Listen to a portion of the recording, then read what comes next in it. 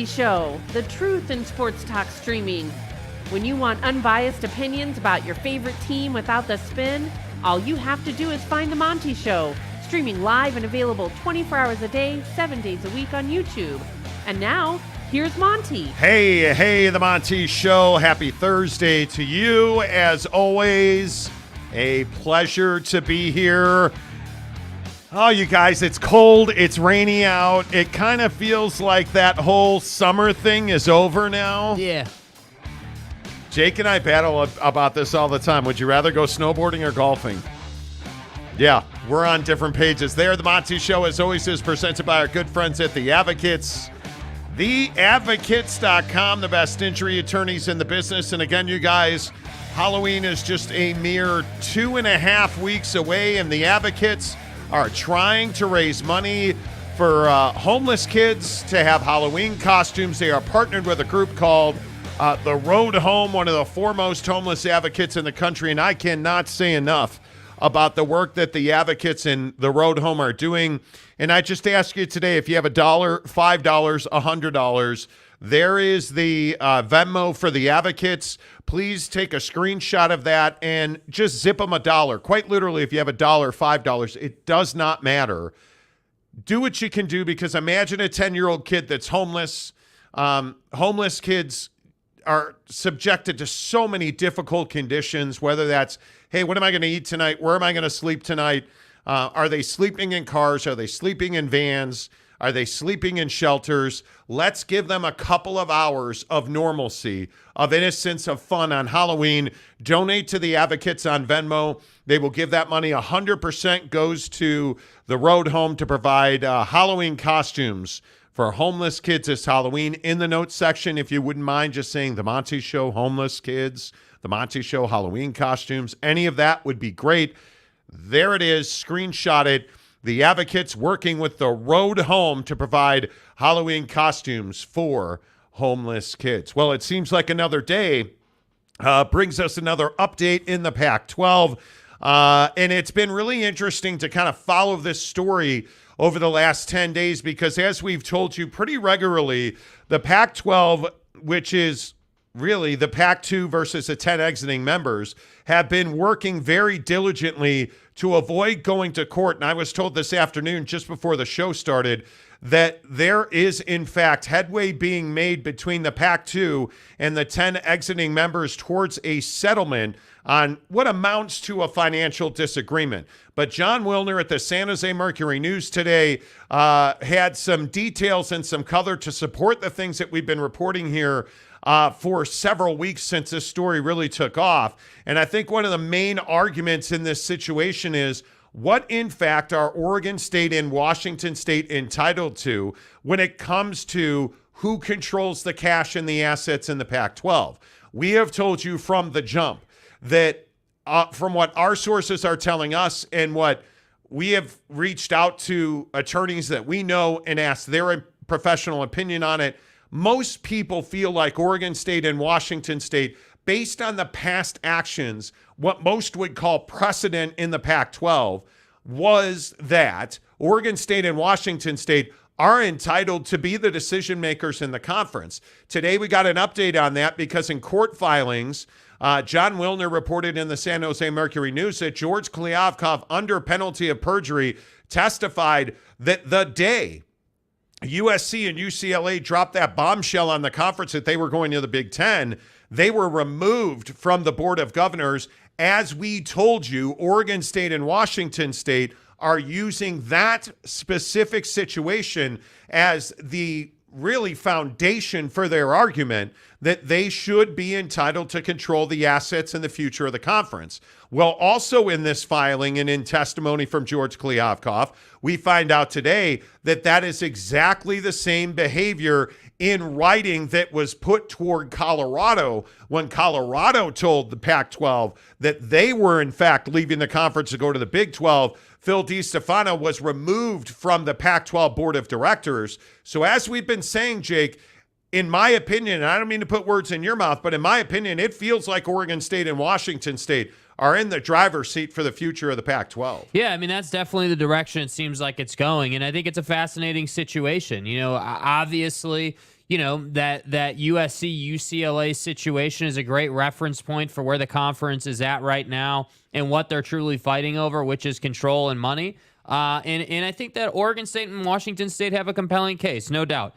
I do think that, it'll be interesting to see how this whole thing is kind of gets sorted out, because clearly they're making headway in negotiations, and I don't think this thing ever gets to a courtroom, because I don't think the remaining two members have the kind of time to go through some long, drawn-out 6-month, court battle, if you will.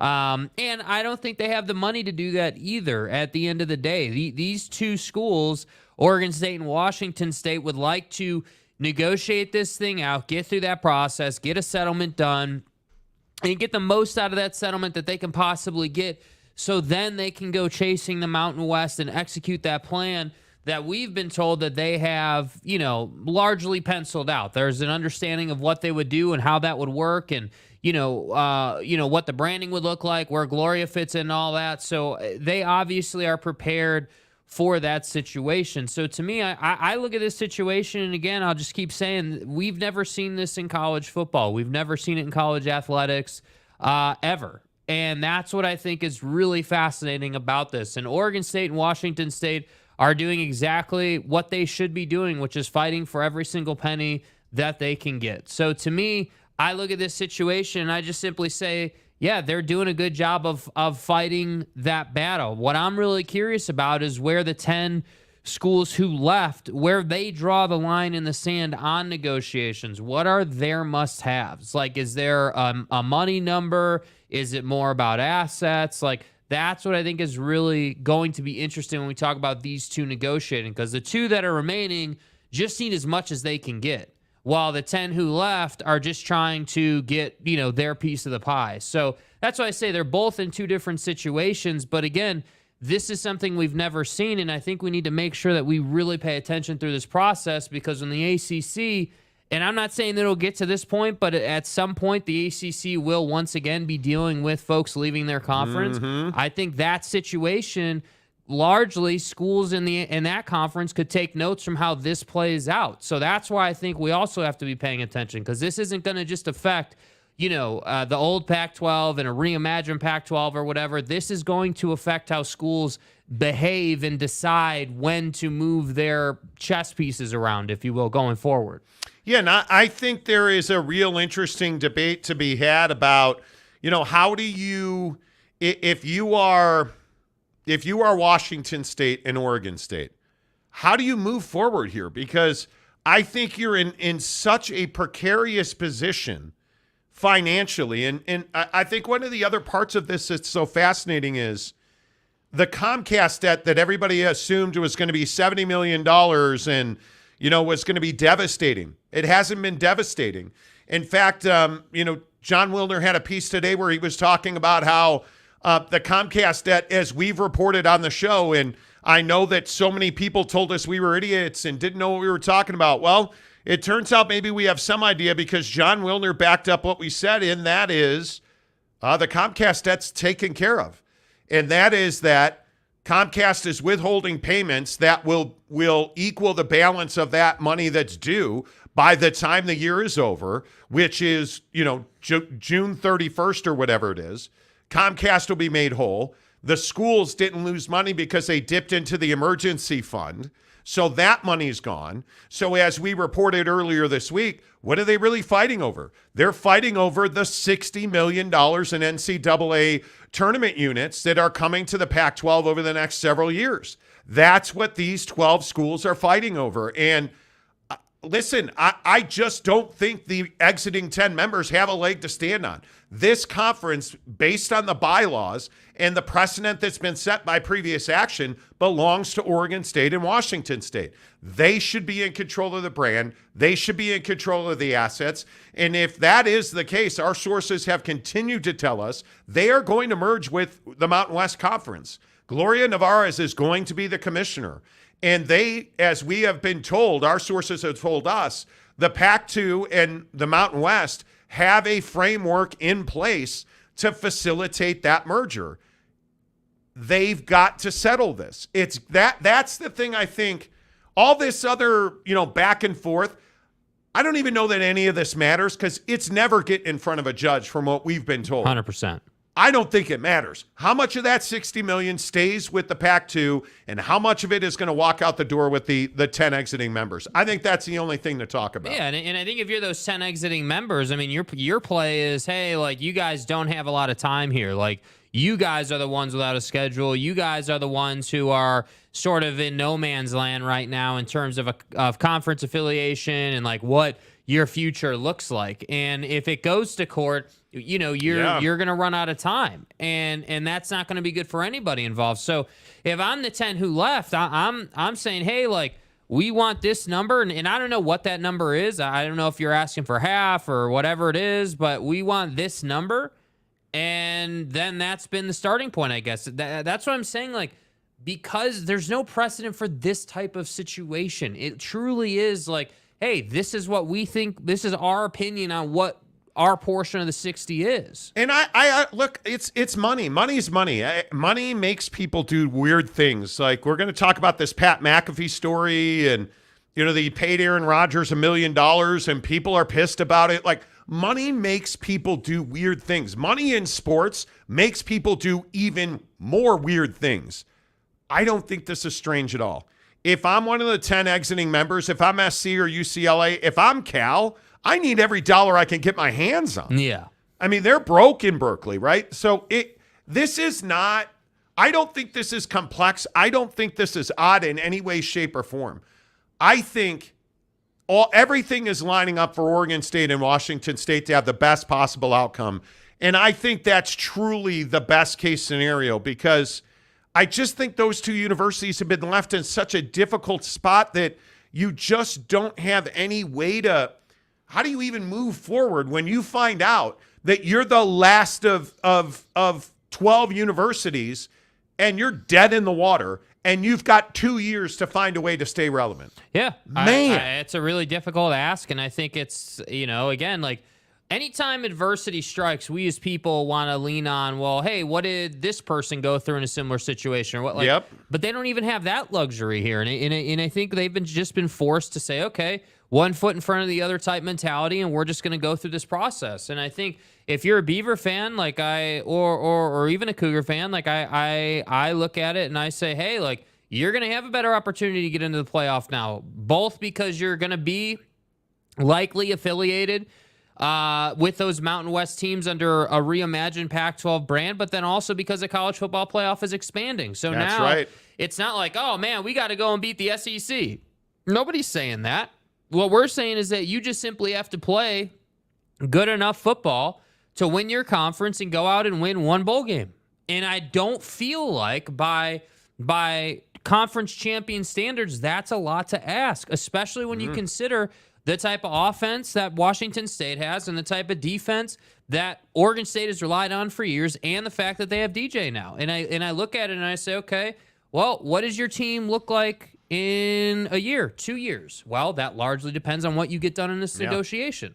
Yeah, and I think now, as much heat as he has taken, I think it's really important for people to understand filing this injunction was absolutely the right thing to do. Like, I mean, it is absolutely a move that saved the conference.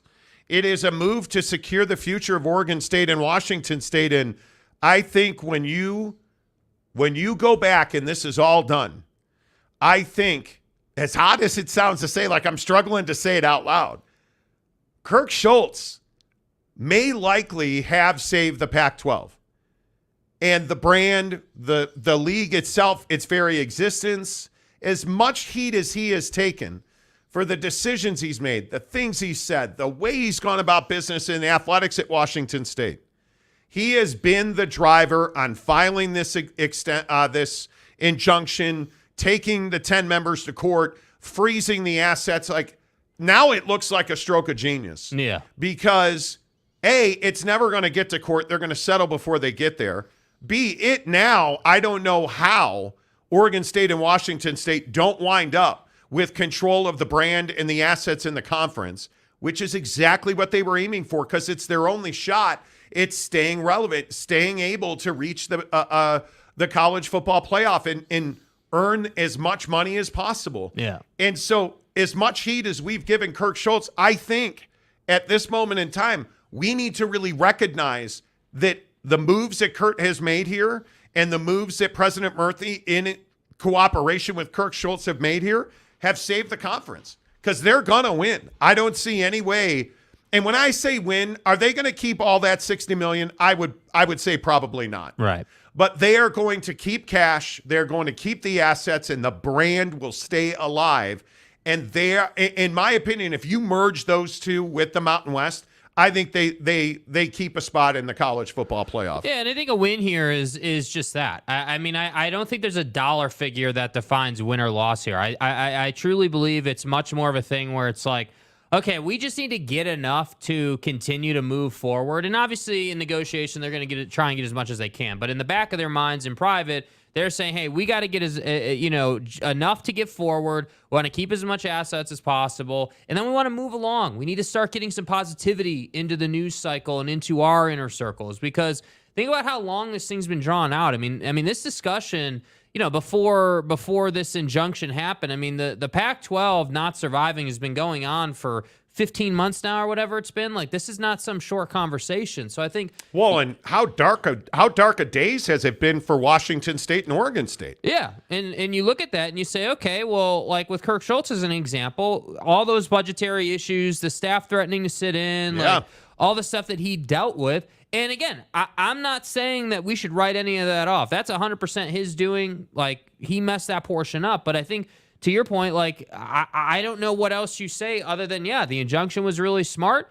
It does seem like whether it's him just waking up or their legal counsel is advising them, they're getting good advice and making good decisions. And that's what it's going to take for you to get to where you want to go. And I think that part about, the College Football Playoff Committee is the next big item for them after they move on from this chapter. Yeah. I don't know. Again, and I know I remind you guys this every day, the College Football Playoff Committees has nothing to do with the NCAA, and they make their own decisions. And again, we have nothing to go off of. We don't know what that vote looks like as to whether they would keep the automatic qualifier or not. Well, but I think it is incredibly telling that the College Football Playoff Committee has taken no action on the Pac-12. Mm-hmm. And they have met multiple times, and they have taken no votes, no action.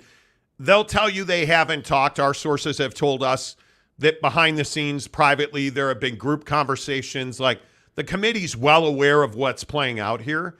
But again, I think that's for down the line. I think right now, today is a very, very good day for Washington State and Oregon State. And again, our sources are telling us that negotiations in settlement are going very well, that they're moving towards a settlement that will keep the Pac-12 intact.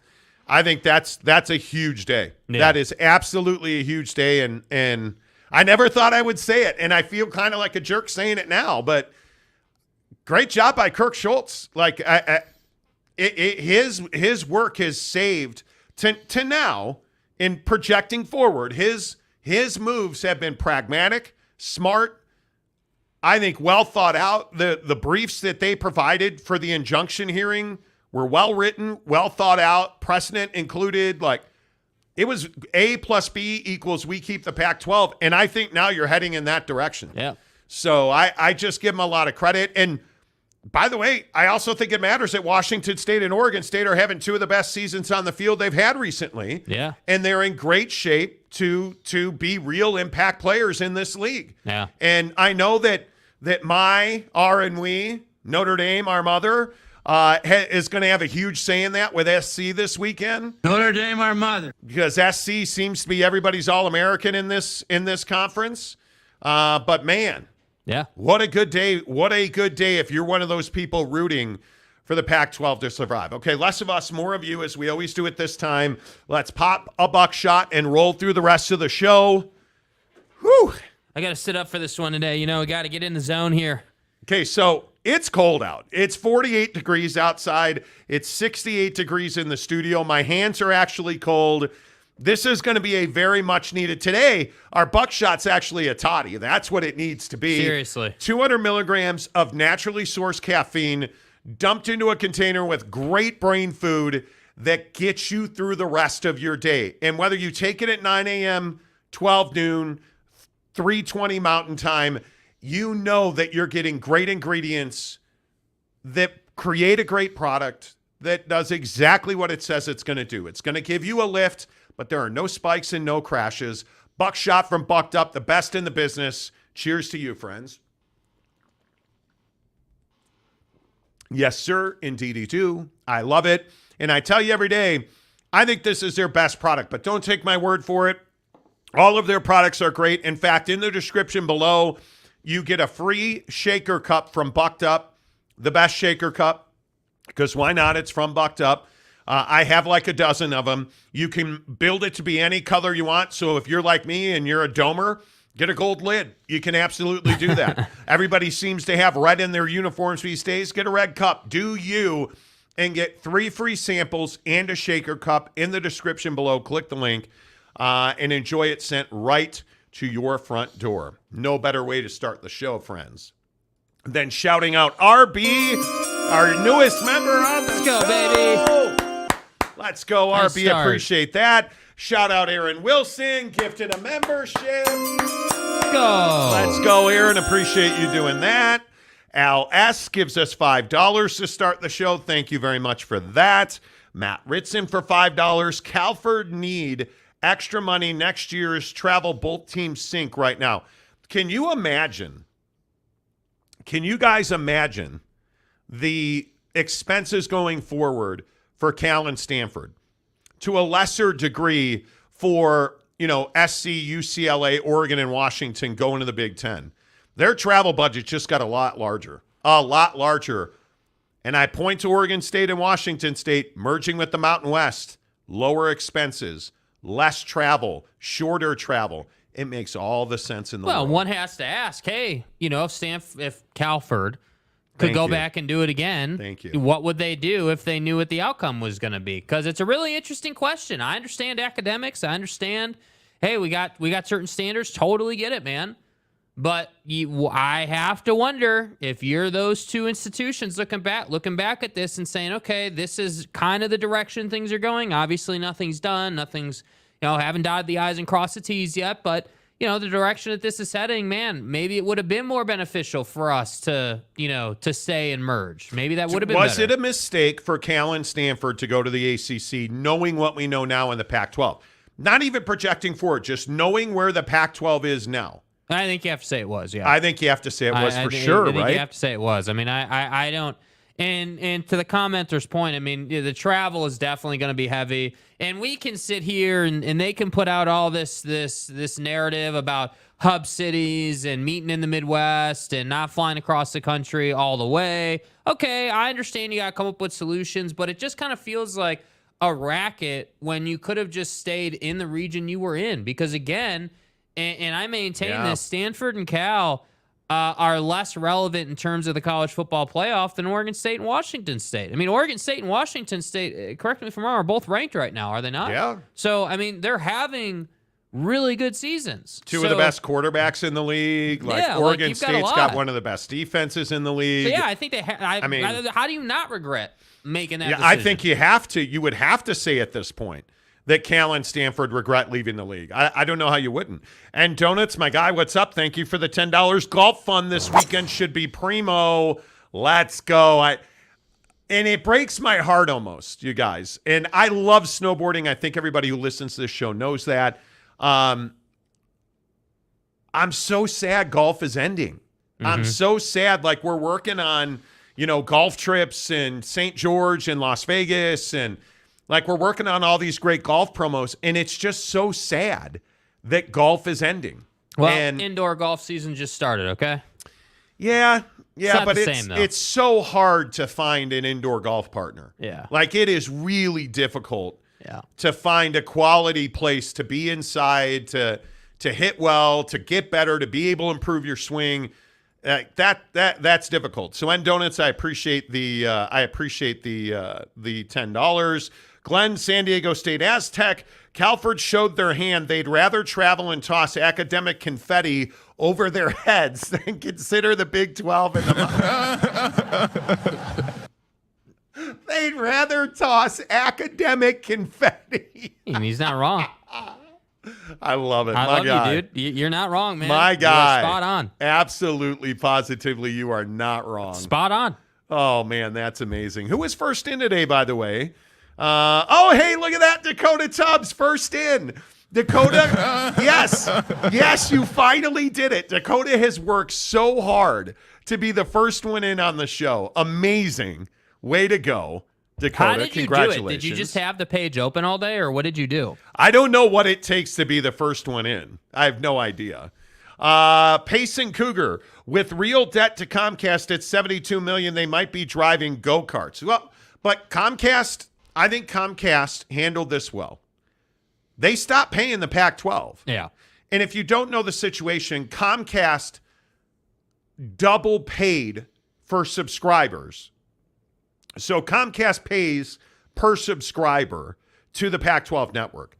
They, in some cases, counted subscribers twice, and the Pac-12 knew about it after an audit, didn't say anything to Comcast.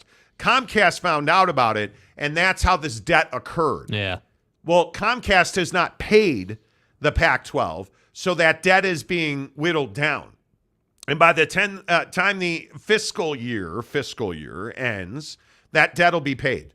So there will be no hangover for that. Nobody's going to have to cut a check for that. So that works. Let's see, James. If you don't like the show, there's other stuff on YouTube that you could be watching. Who doesn't like the show? Yeah, what happened? What happened here? Yeah, what's the issue here? U.S. Mail says time for the manure show. Well, okay. Yeah, I mean, if you're not a fan, you're all welcome here. You're still here. You're all welcome here. Still here. Watching. Absolutely. Dakota Tubbs says, hit the like button. All right, our first Jagoff reference. Let's go. Hey, good start to the show today. Appreciate that. Jeff Woodworth cracked my new iPhone screen. I hit the like button so hard. Okay. I was going to say, by the way, because what would the show be if I didn't say, by the way, protein? Where is your new iPhone? It's at the crib, baby. That's right. It's at the crib. Wifey brought it in for you? No. She doesn't have access to the mailbox. Oh, it's in the mailbox. It's in the mailbox, okay. yeah. Okay. Notice he didn't deny he has a wife now. Let's see. Bryce Martin, Oregon has a real chance to be the best team in the country Saturday. Until then, it's Texas. I think Oregon has a real chance. You know, I was contemplating this earlier, and I don't know that there's a definitive answer. What's the bigger game, USC and Notre Dame or Oregon and Washington? Oregon and Washington, in my opinion. Boy, I think if USC loses. But what really, and I don't disagree with your point there, but what really changes if USC loses? Because by all accounts, we even said on the show yesterday, it's not like USC's threatening the college football playoff right now. Not right now, but I think isn't USC one of those brands that gets, not a pass, but, it's USC. USC's undefeated? Oh, yeah, they're in the college football playoff. Not yet, unfortunately. But they should be. No, but they haven't been undefeated. My point is, when USC's really good, and let's say they go undefeated, oh, yeah, they're getting in the college football playoff. They are. I think that's how strong the USC football brand is. So I do think Oregon and Washington's a bigger game. I think Oregon's just as strong, though. As what? USC's brand. Okay, An undefeated Oregon brand? No chance. Not even close. I think USC football is so much more lucrative. I think it's got a much bigger following. I think from a recognition standpoint, I think USC football has history. It has national championships. It has J-Rob. It's got Pete Carroll. It's got the John McKays. But what does it not have? It's got nothing. It has everything you want. Doesn't have a college football playoff appearance yet. Who cares? What does that matter? If USC is undefeated, they're getting into the college football playoff. Yeah, I agree. That just doesn't matter. And when we're talking about branding, it doesn't matter. Like Oregon doesn't have a college football playoff appearance. Yeah, they do. Oregon 2015. Yeah, they do. They've appeared one time, but that was a long time ago. Was that the BCS or was that the college football playoff? No, I'm pretty sure. I'm almost 99%. Okay, either way. So, and it doesn't. There's not even a conversation here. USC is a far bigger brand than Oregon is. I don't even think it. I think nationally the reach, just because of the Rose Bowl, just because of the pageantry, the history, the Coliseum, the Heisman Trophy winners, the quarterbacks, the OJs, the Marcus Allens. I mean, you name it. You don't know a coach at Oregon the way you know McKay, Robinson, Carroll, like Lincoln Riley. Like, they have rock star coaches that are bigger than a lot of programs' best player ever. I agree with that. So I think when you're looking at USC, I have no doubt in my mind that you have a situation where USC, if they're undefeated, they're in. Now, are they going to be undefeated? I don't think there's a chance in the world. I'm not even particularly confident that they're going to get by Maiar and We the Beloved this weekend. I mean, I don't. I don't know. Yeah, you're correct, by the way. That BCS ended in 2013. Mm-hmm. So you are correct. But I think the USC brand is, I think it is Alabama. I think it is Ohio State.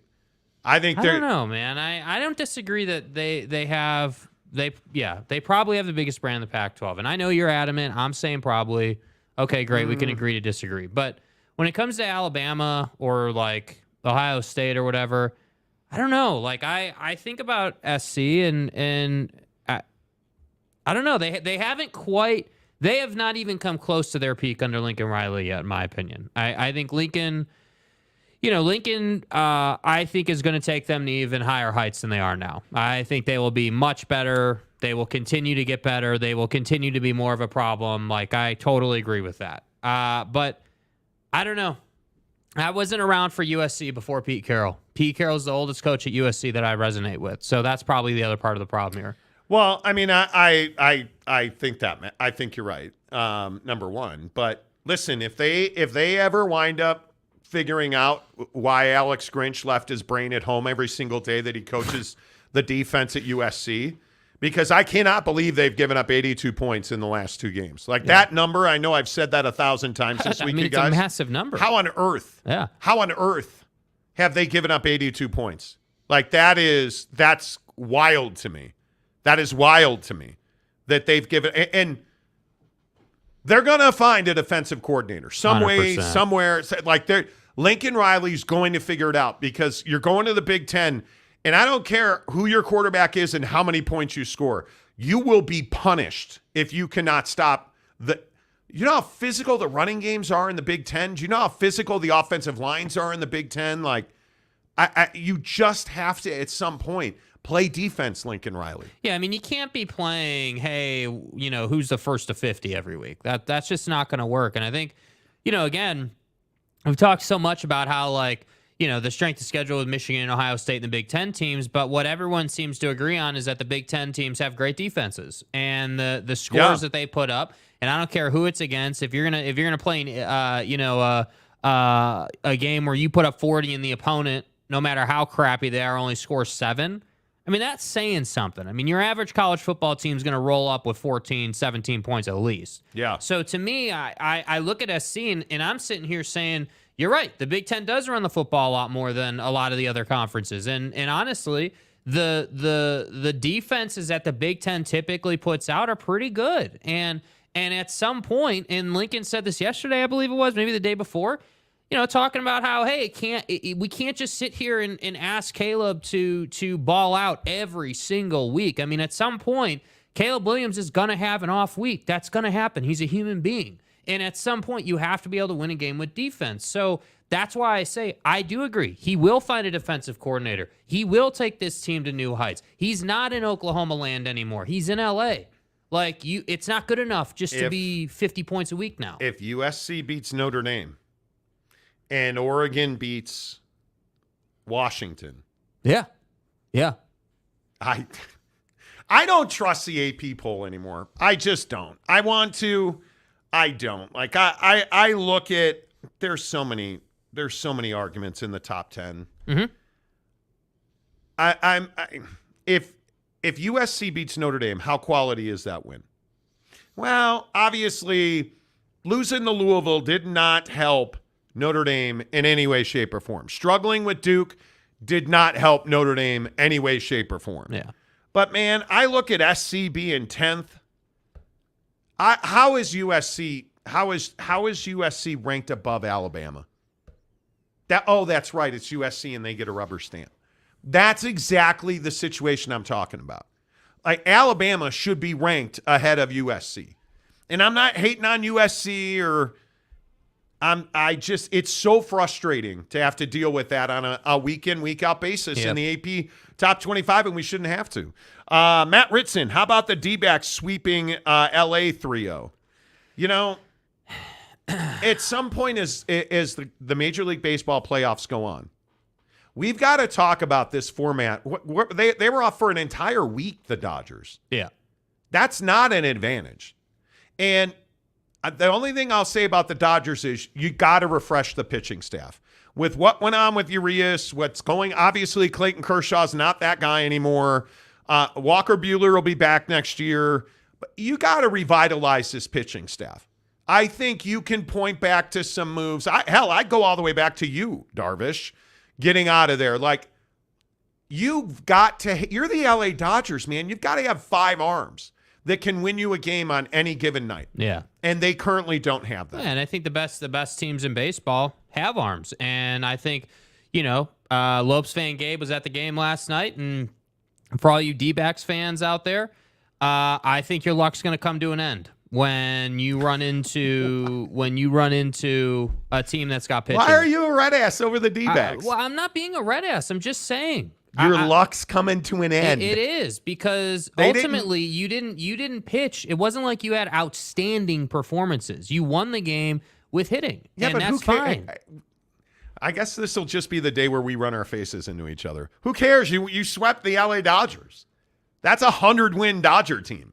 Yeah. I mean, that's a great accomplishment for a guy in Torey Lovello who not many people think about anymore. Yeah, I agree. For a team that plays in a warehouse out by the airport, that's a pretty nice win for as long as they're in Phoenix and Arizona on the whole. That's a pretty nice win for D-back fans. Yeah. And a guy like Lopes fan Gabe, who's got Little Lope, who's a huge baseball fan, and that's a really good win for Phoenix. Mm-hmm. No doubt about it, for the city, for its fan base. The Arizona Diamondbacks knocking off the LA Dodgers. Anytime an Arizona team beat LA. I was just simply saying, you haven't run into a team yet that's got pitching. That's the difference. Yeah. That's all I was saying. I wasn't saying it was a bad win or like I'm simply saying, hey, look at what the Phillies are doing to the Braves. And I'm telling you, you're being a red ass today. Okay. That's your opinion. Very serious today. Bryce Martin, Cal and Stanford football want to play their biggest games anywhere near home. How do you recruit? I don't know. No idea. I do not know how you recruit. It never made sense from my perspective that Cal and Stanford left. It damaged Oregon State and Washington State further. I don't think there's any doubt. But the perseverance that Schultz and Murphy have shown is going to be rewarded. They are going to keep the Pac-12 alive. You have this framework. You've done all of the legwork to build a relationship with the Mountain West, that when you settle this, I think you are going. That's the only thing that makes sense. That's the only move that makes sense. Douglas, the Mountain West has already broken the hearts of Purdue, Arizona State, and Texas Tech. We're on our way up. I think it's a great conference. Would have been nice if Fresno State could have continued their run. It would have been nice, but they didn't, and, but it's not the end of the world. The digital dam. I'm telling you, Beavs and Cougs are going to have fun soon. By the way, I think that when you add 2 Power 5 programs to a Group of 5 conference and then you rebrand it as a Power 5 conference, that's going to make every team in that conference better, right? When Oregon State's going up against a Fresno State or San Diego State, that's going to make them better. Yeah. I don't know what you mean they're going to have fun soon. I think they're having 2 great seasons. I think that you're going to have your tail feather up here. You're going to have your tail. I think you're having fun already, I would assume. Christopher Shannon, San Diego State Aztec, what happened to the pro rata you deserve? And you're going to the Pac-12? I mean, you're in great shape now. San Diego State's in a good spot. They are. They're in a good spot. I agree that we haven't heard word one out of them, and that's how it should be. But right now, San Diego State is doing what they should have done the entire time. Agreed. We never should have gotten a look inside or what do you want to say, behind the curtain. Mm-hmm. We never should have gotten a look behind the curtain with San Diego State. It is, I'm not trying to be dramatic, you guys, but what happened with San Diego State is it's tragic for Aztec supporters. You should never have been through the pain that has been the last several months. The pro rata we deserve. Hey, we're going somewhere. Big 12, Pac-12. Like, you guys should never have been subjected to that. Yeah. The San Diego State fan base is one of the most loyal and passionate fan bases in college sports. And we know a ton of alumni. You're just good folks who deserved better than the pro rata we deserve, which is what the president, Adela Della Torre at San Diego State, said. The pro rata we deserve. It just, you deserved better than that. The brand deserved better than that. And I think San Diego State, by being silent now, that's what you need to do.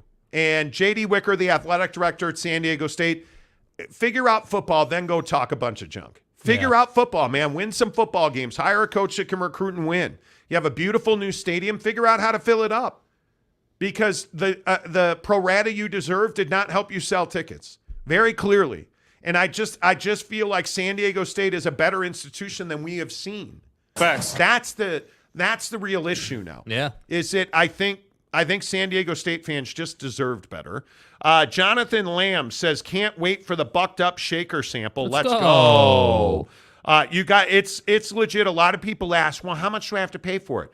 You guys, you're not paying for the shaker cup. You have to pay shipping, but you're not paying for the shaker cup or the samples. They'll give you samples of anything that you like.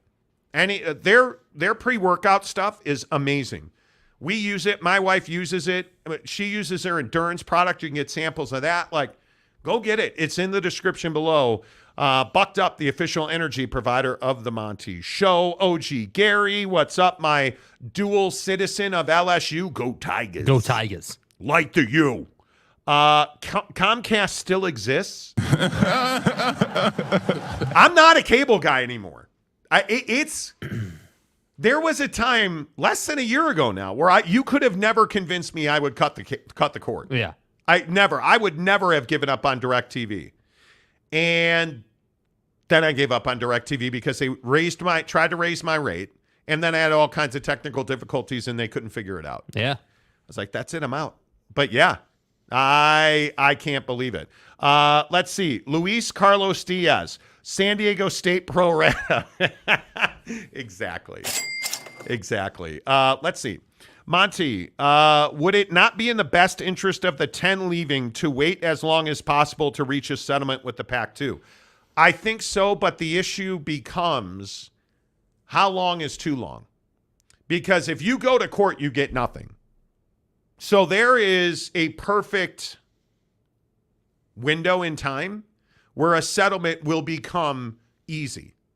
But if you get too close to that November 14th trial date, at some point the Pac-2 are going to be like, well, you know what, actually, well, we waited this long.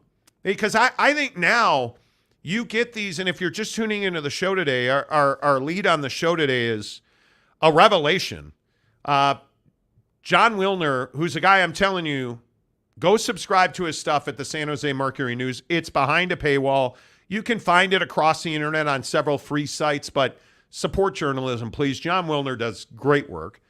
John Wilner had another bombshell piece today where he had the court filings that basically show George Kliavkoff testified that, hey, yeah, by the way, when USC and UCLA left, we kicked him off the board of directors. And then here's another piece. The conference used the same policy with Colorado on July 27th after Chancellor DeStefano informed Kliavkoff via text that the Buffs were joining the Big 12. The next day, Pac-12 General Counsel sent Colorado's legal officer a letter that included the following. Chancellor DeStefano provided CU written notice of withdrawal from the Pac-12 under Section CB 239 or 64 of the Pac-12 Constitution and bylaws, which, as we've told you on this show, the contract, which is the Constitution, and the bylaws specifically say Chancellor DeStefano and CU representation on the Pac-12's board of directors automatically ceases effective immediately, and CU no longer has a right to vote on any matter before the board. So what have we reported on this show for the better part of a year? The minute that SC and UCLA said, hey, we're leaving, that story leaked, they were off the Pac-12 board of directors. And then when this whole lawsuit hit, what did we tell you? In the contract and in the bylaws, in that contract that all 12 members signed, as soon as you are out of the conference, as soon as you say, hey, we're leaving, and I think Oregon State and Washington State have the hammer, because it doesn't say by written notice to the Pac-12. It says by written notice, which signing a letter of intent, essentially, which is what you have done, because you won't sign a grant of rights until July, I believe it is. But you've signed this contract that says I'm going to join your conference. That's written notice that you're leaving the Pac-12. Right. 10 members of the conference have done that. There's only 2 that have not. Oregon State and Washington State. I mean, it to me, it's cut and dry. So to answer your question directly, yeah, I think you can, a source said to me, sweat out Oregon State and Washington State until you can't. And I think what you are going to see is that $60 million that is coming into the conference, because remember how NCAA tournament units are paid. Right now, the Pac-12 is owed $60.9 million in NCAA tournament dues, it's basically units. Yeah. The exiting 10 want that money. And Oregon State and Washington State want to hang on to that money. They're basically negotiating that. And once they have that negotiation settled, they will drop their suits and withdraw. And the 10 will exit, and Oregon State and Washington State, by most people's opinion, will then take the Pac-12 and do a merger, reverse merger, whatever you want to call it. They're going to flip it around and have the Mountain West join the Pac-12 and stay at P5. They'll be a P5 for at least 2 years. 2024, 25, 25, 26. At least 2 years. Right. But before then, the College Football Playoff Committee's got to decide, and the subcommittees will have a big voice in this. They have to decide, okay, well, what are we going to do with the Pac-12? Are we going to keep them as an automatic qualifier? That's going to be the question. And I think it is a significant question. I think it is a big one. I don't know that anybody knows the answer. I truly do not. I truly do not have a feel as to whether or not the College Football Playoff Committee will keep an automatic qualifying spot for the winner of the Pac-12. I think there is going to be significant dissent upon that. But guess who's got a lot of voice in that? Several members of the College Football Playoff Committee are G5 and in the Mountain West. So we'll see. And one of the votes in that situation will be Kirk Schultz, who currently represents the Pac-12. And that's when, hey, Kirk Schultz, that's when he'll be able to influence with that vote. But I think we're ahead of that. Yeah. You got to wait for this to play out. Welcome Hive Golf to the membership. Let's go, baby. Let's go. Appreciate you guys. Hive, appreciate you guys supporting the show, joining the membership. You guys, the membership's really easy. It is very, very easy. All you have to do is click the join button, and then when you hit the join button, it's going to ask you what tier of membership. $1.99, get your comments highlighted in red. For $9.99 a month, you get into our members-only Instagram group, which currently, I'll be honest with you, most days now, it is awake too strong. It's awake for my prize picks. Oh, it's quite lively. It is a mourning period for how bad I am at prize picks currently. But I love our guys in the membership. It is a great group of dudes. Currently, Salty Drunk is in there, just holding it over our heads that, hey, Austin Reeves sucks.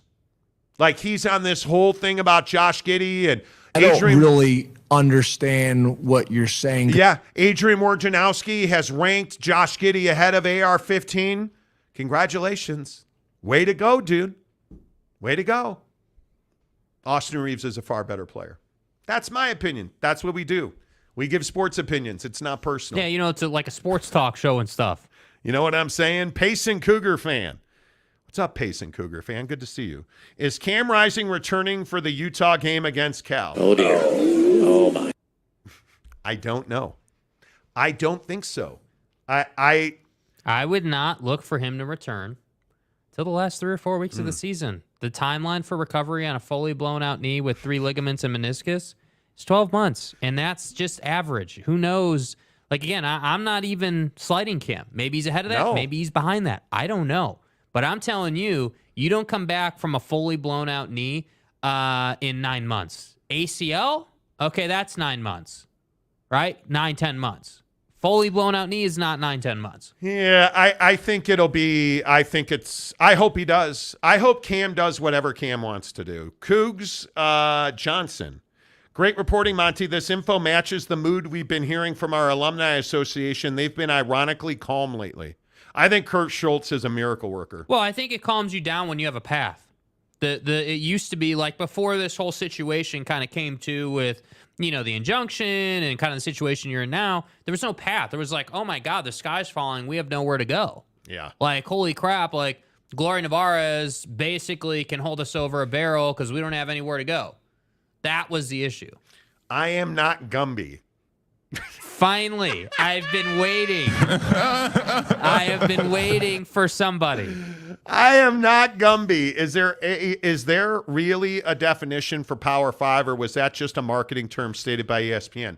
It's not called a Power 5. You're exactly right. It is a marketing term. It is low-fat salad dressing. It is, I mean, you're exactly right. I think that marketing term, very well said, because you are not Gumby. Domer Wahab, ho! Domer, nice of you to show up today. Perfectly presented, Monty. You're exactly right. Where is the Italian? And I'm good looking. Well, not as good looking as Sam Hartman and that beard, but I am. Notre Dame, our mother. I am the Batman. Kyle Wilson, Monty. I'm not a lawyer. Neither am I. Here comes a legal But take. does this information not lend credence to the idea that OSU and Washington State could push for summary judgment? Doesn't seem the exiting 10 have any kind of case. But here's the problem. You can't push for summary judgment. Now, and I'm going to make this as brief as I can, and it should be 30 seconds or less. Oregon State and Washington State went to court to get an injunction, which is basically a judge saying, no, you cannot meet, no, you cannot vote, against the other 10 members of the conference, because there was fear that there was a meeting on the board for the board of directors and they were going to vote to dissolve the conference and split the assets equally. Oregon State and Washington State said, hell no, we're going to court. They got an injunction, to which Washington, because the injunction was filed and granted in the state of Washington, Washington, the University of Washington, went to court and asked for a dismissal. They got briefs from the other 9 exiting members to support their request for dismissal, but that likely doesn't get heard until the injunction gets heard, and that's not going to be until November. So it does not seem that the exiting 10 members have any kind of case, and this was to the other point of, well, if you're the PAC-2, why are you settling? Because you're getting sweated out. The longer this goes on, the other thing you got to remember, and the only thing that would make sense, as it was explained to me the other day, about waiting if you're the PAC-2 is you're already working behind the scenes with the Mountain West on a schedule moving forward. Because the Mountain West has a schedule, and it's not that difficult to integrate 2 more teams into that schedule. Yeah. So it would seem that would be the only route that would provide you, hey, hit the easy button, let's go that way. But I don't know. It depends on what you're doing. I think I could see it both ways. And Kyle, I think that's a really good point. I don't believe that the 10 exiting, and the people we've spoken to roundly agree, the 10 exiting members don't have much of a case if this gets before a dude in a robe sitting on a bench. Mm-hmm. That to me, that's pretty straightforward. Anyway, all right, what's crazy to me, the playoff money goes to everyone when the teams that went to the playoff get the equal amount. I think Oregon and Washington should get the majority chunk. But the problem is, to get that money, what do you have to do? You have to go to the playoff. And as Jake just properly slapped me in the face with, when's the last time a Pac-12 team was in the college football playoff? Been a minute. So right now, you don't have playoff money, and it doesn't appear, based on our projections, that there's going to be a Pac-12 team in the playoff. Right. Because I just think everybody's got massive landmines in front of them on their schedule. Totally. So the NCAA tournament units, that's worth fighting for. I was told it's $60.9 million. Let's call it $60 million. That's worth fighting for, right? I mean, that is, if you do some round math, if you split that equally, you're looking at $4.5 million or something stupid like that. That's difference making. That's not giveaway money. Yeah. That's not walking around money. So if you're going to get, 25 cents a dollar for that money, that's worth settling for. Yes. That's worth going through, So well, I think if you're the 10 who are leaving, you don't want to leave for nothing. Not at all. Especially when you were, as you're pointing out, right? If you're Oregon and Washington or whoever, right, who's contributed in any type of playoff basketball or the college football playoff, or any type of bowl game, let's say, you want to get what you can get. And that's why I'm saying both. It doesn't really, to be honest with you, in my opinion, matter whether the 10 leaving have the case or not. Because the reality is the 2 that are staying are out of time. Yeah. So I would agree. If they had a bunch of time and a bunch of runway, okay, cool. They're going to put it in front of a judge and the 10 leaving are going to lose. But by the way, stop DMing me how stupid I am about 2015. Okay. Good old Uncle Monty. I thought the college football playoff started in 2016. Not 2015. It's not a big deal. BCS. So Oregon's been to the college football playoff. Ooh, 2 holes got one right. And then there's Gabriel who says 2015. Thanks. Thank you. Kyle also says, to that point about sweating out, Monty, my buddies on the OSU board told me the plan is to push for the 10 members to concede or push this to court by scheduling an alliance with the Mountain West for 2024. I mean, that's certainly an option. Yeah, that's the play. Could absolutely happen. Yeah.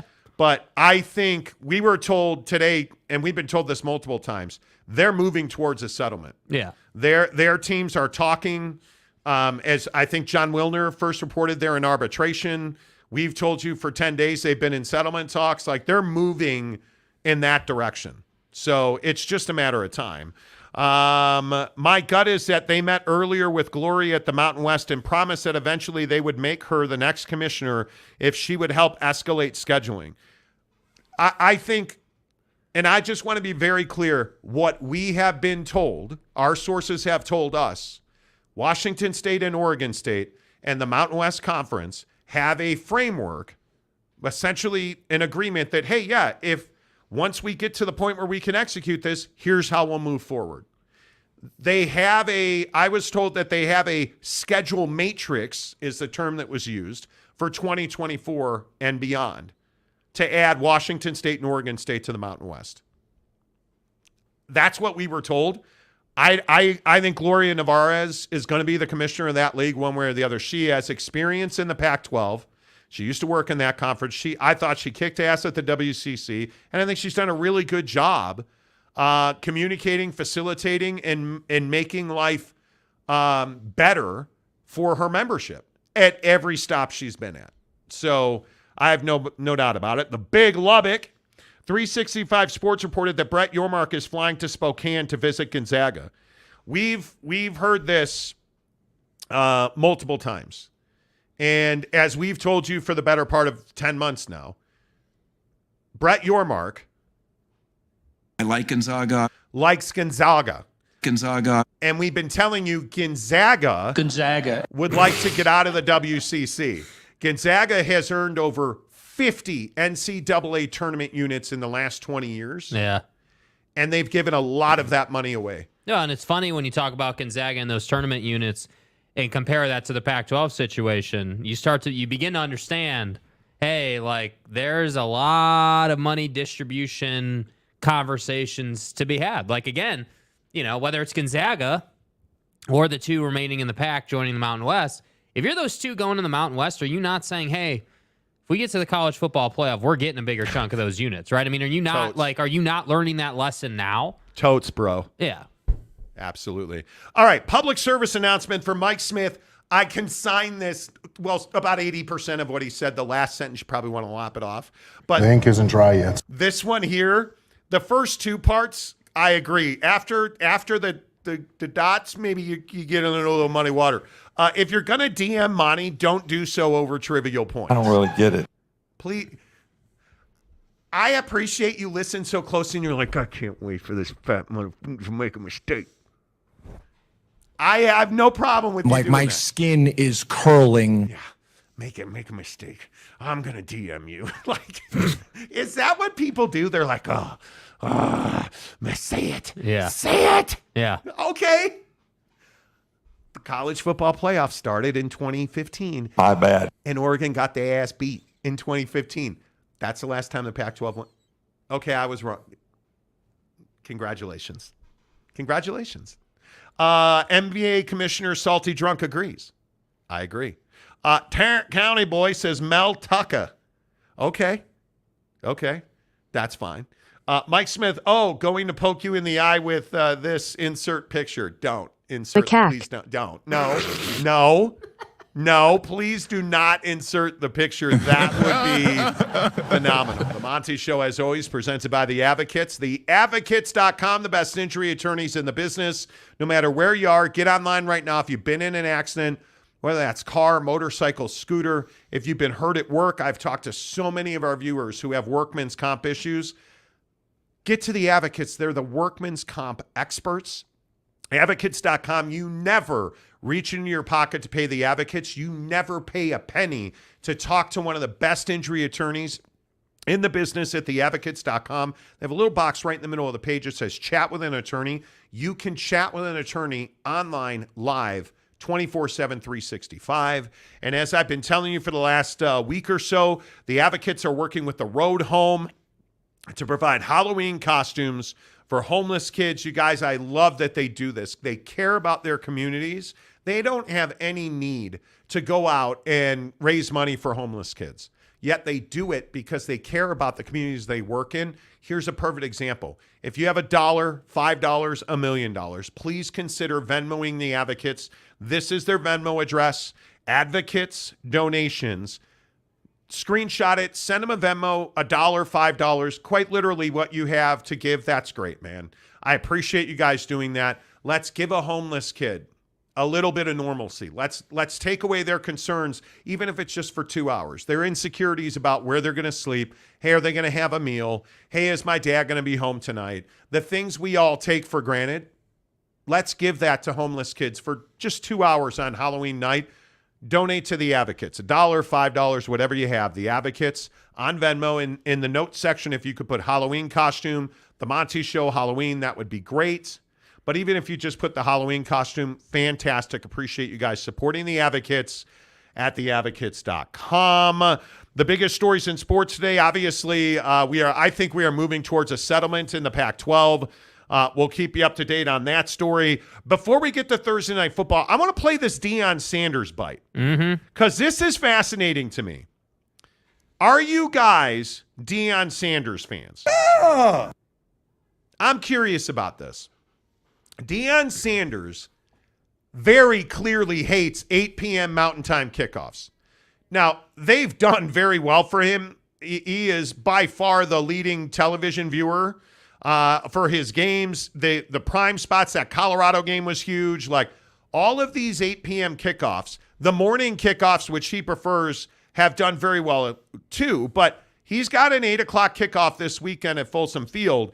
And to say he's not a fan is an understatement. Friday night game, short week for the Buffaloes this week. You got an 8 o'clock game. Gary and I are going to hit the air at 6 p.m. We'll be out in Dwayne Field. Again, Mr. Affleck will be out in Math Field. It makes these 8 o'clock games. That's the dumbest thing ever. I know. It's those fellows over the television stupidest side. thing ever invented in life. Who wants to stay up to 8 o'clock for a darn game? You wait till we do it. What about the West Coast? Yes. I mean, the East Coast. Do they even care about ratings or anybody watching it? I know. You wait. What are we supposed to do with? I'm sorry, I'm venting. What are we supposed to do with the kids all day until 8 o'clock? Yeah. Wait till we're on the road. What are we supposed to do all day until 8 o'clock? So what you supposed to do in the hotel? Yep. What you supposed to do all day? Watching football. Who's playing on Friday? And then the next day, if when we have a game like that on the road, we get home at 5 o'clock in the morning. Right. Yeah. Thank God we're not going to be in this conference. Yeah, that's right. Yeah. Damn. Thank God we're not going to be in this conference. Not pulling any punches. Hey, that's who Coach Prime is, right? Do you agree with him? Yeah, absolutely. The 8 p.m. kickoff kills the Pac-12 repeatedly, and it's not even in question. And, yeah, they may do good numbers. The viewership may be good, and that's all fine and dandy.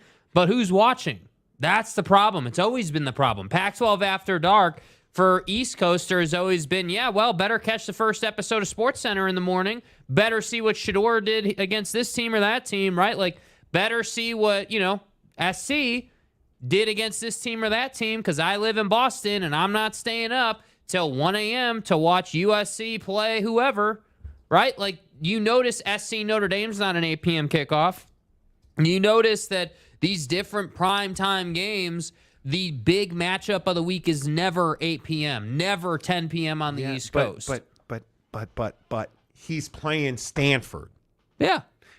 And if you haven't seen the line, Colorado's an 11.5 home favorite. Do you believe? Over Stanford. If you're in primetime against Stanford, I highly doubt you're going to draw the number.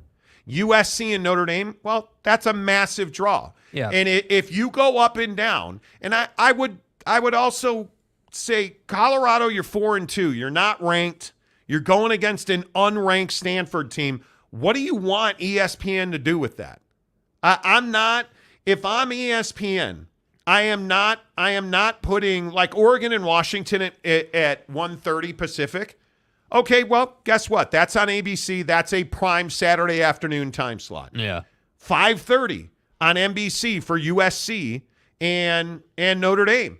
That is an East Coast primetime kickoff, as it should be. And the only thing I'll say to Deion, I don't think it's an issue going forward. And if we're truth-telling, because I think they're going to be better. But right now, I think Deion Sanders took a shot at the Pac-12 that he didn't need to take. Because if you look at the games that are on in prime time, like you're getting Alabama and Arkansas at 11 o'clock Central, exactly where it should be, right?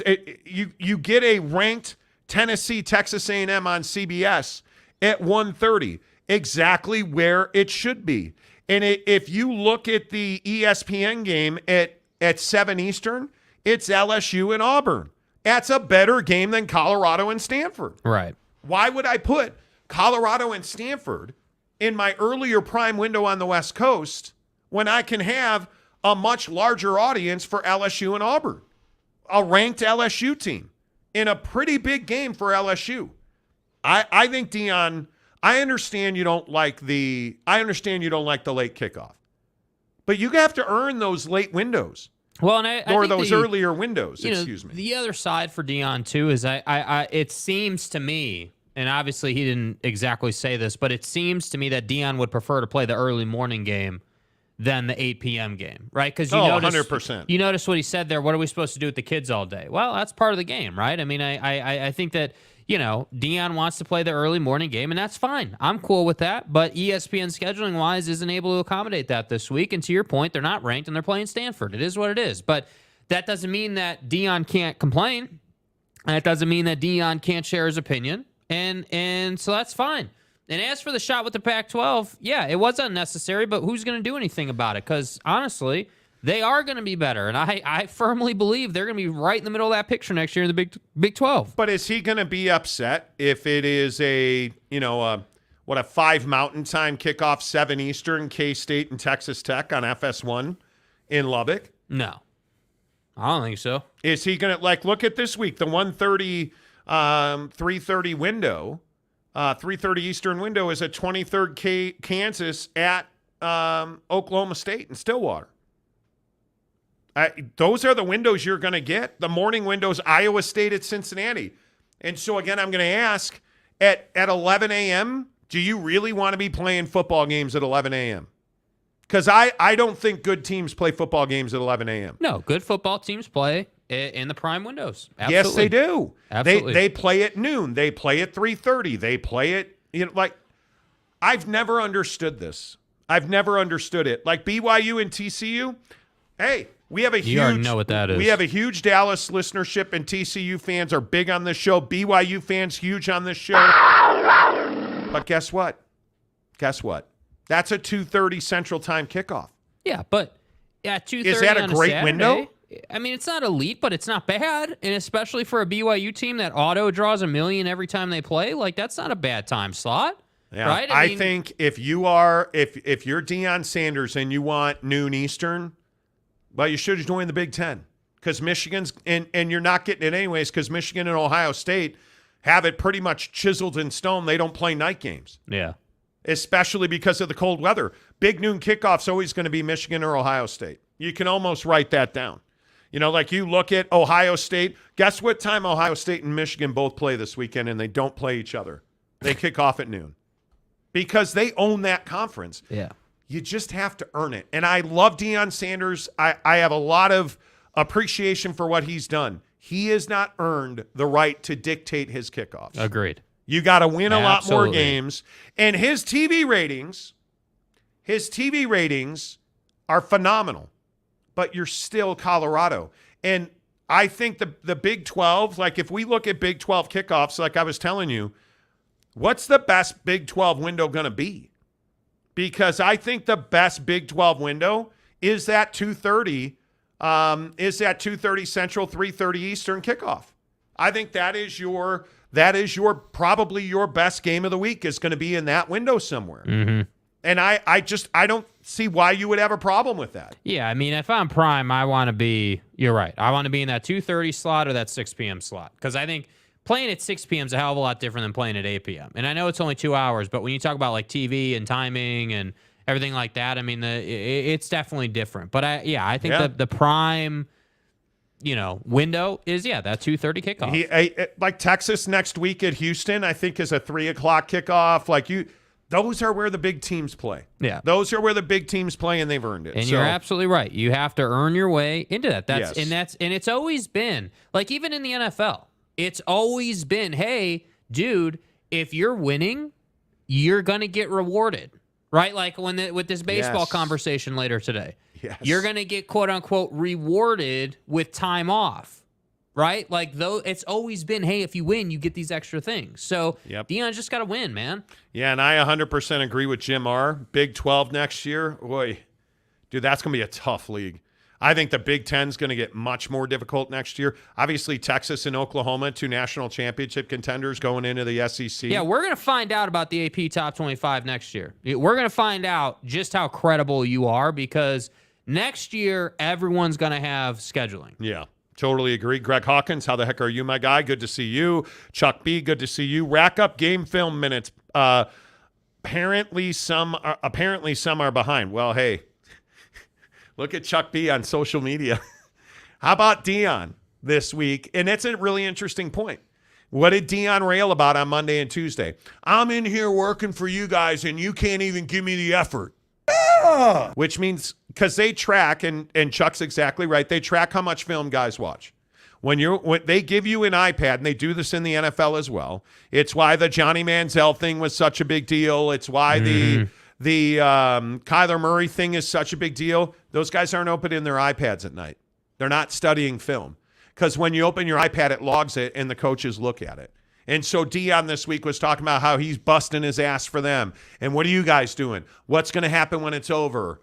And it made it sound like some guys weren't working as hard as they could work, and some guys weren't doing the schoolwork they were supposed to be doing. Yeah, and he talked about in that interview where we got that sound from that you have That's his radio show, by the way. His radio show, like, you have to eradicate, being average essentially, right? Like you got to get rid of, the hey, I'm just going to chill in bed all night type thing. Like, no, you have to be doing this or you're not going to play. Yeah, totally agree.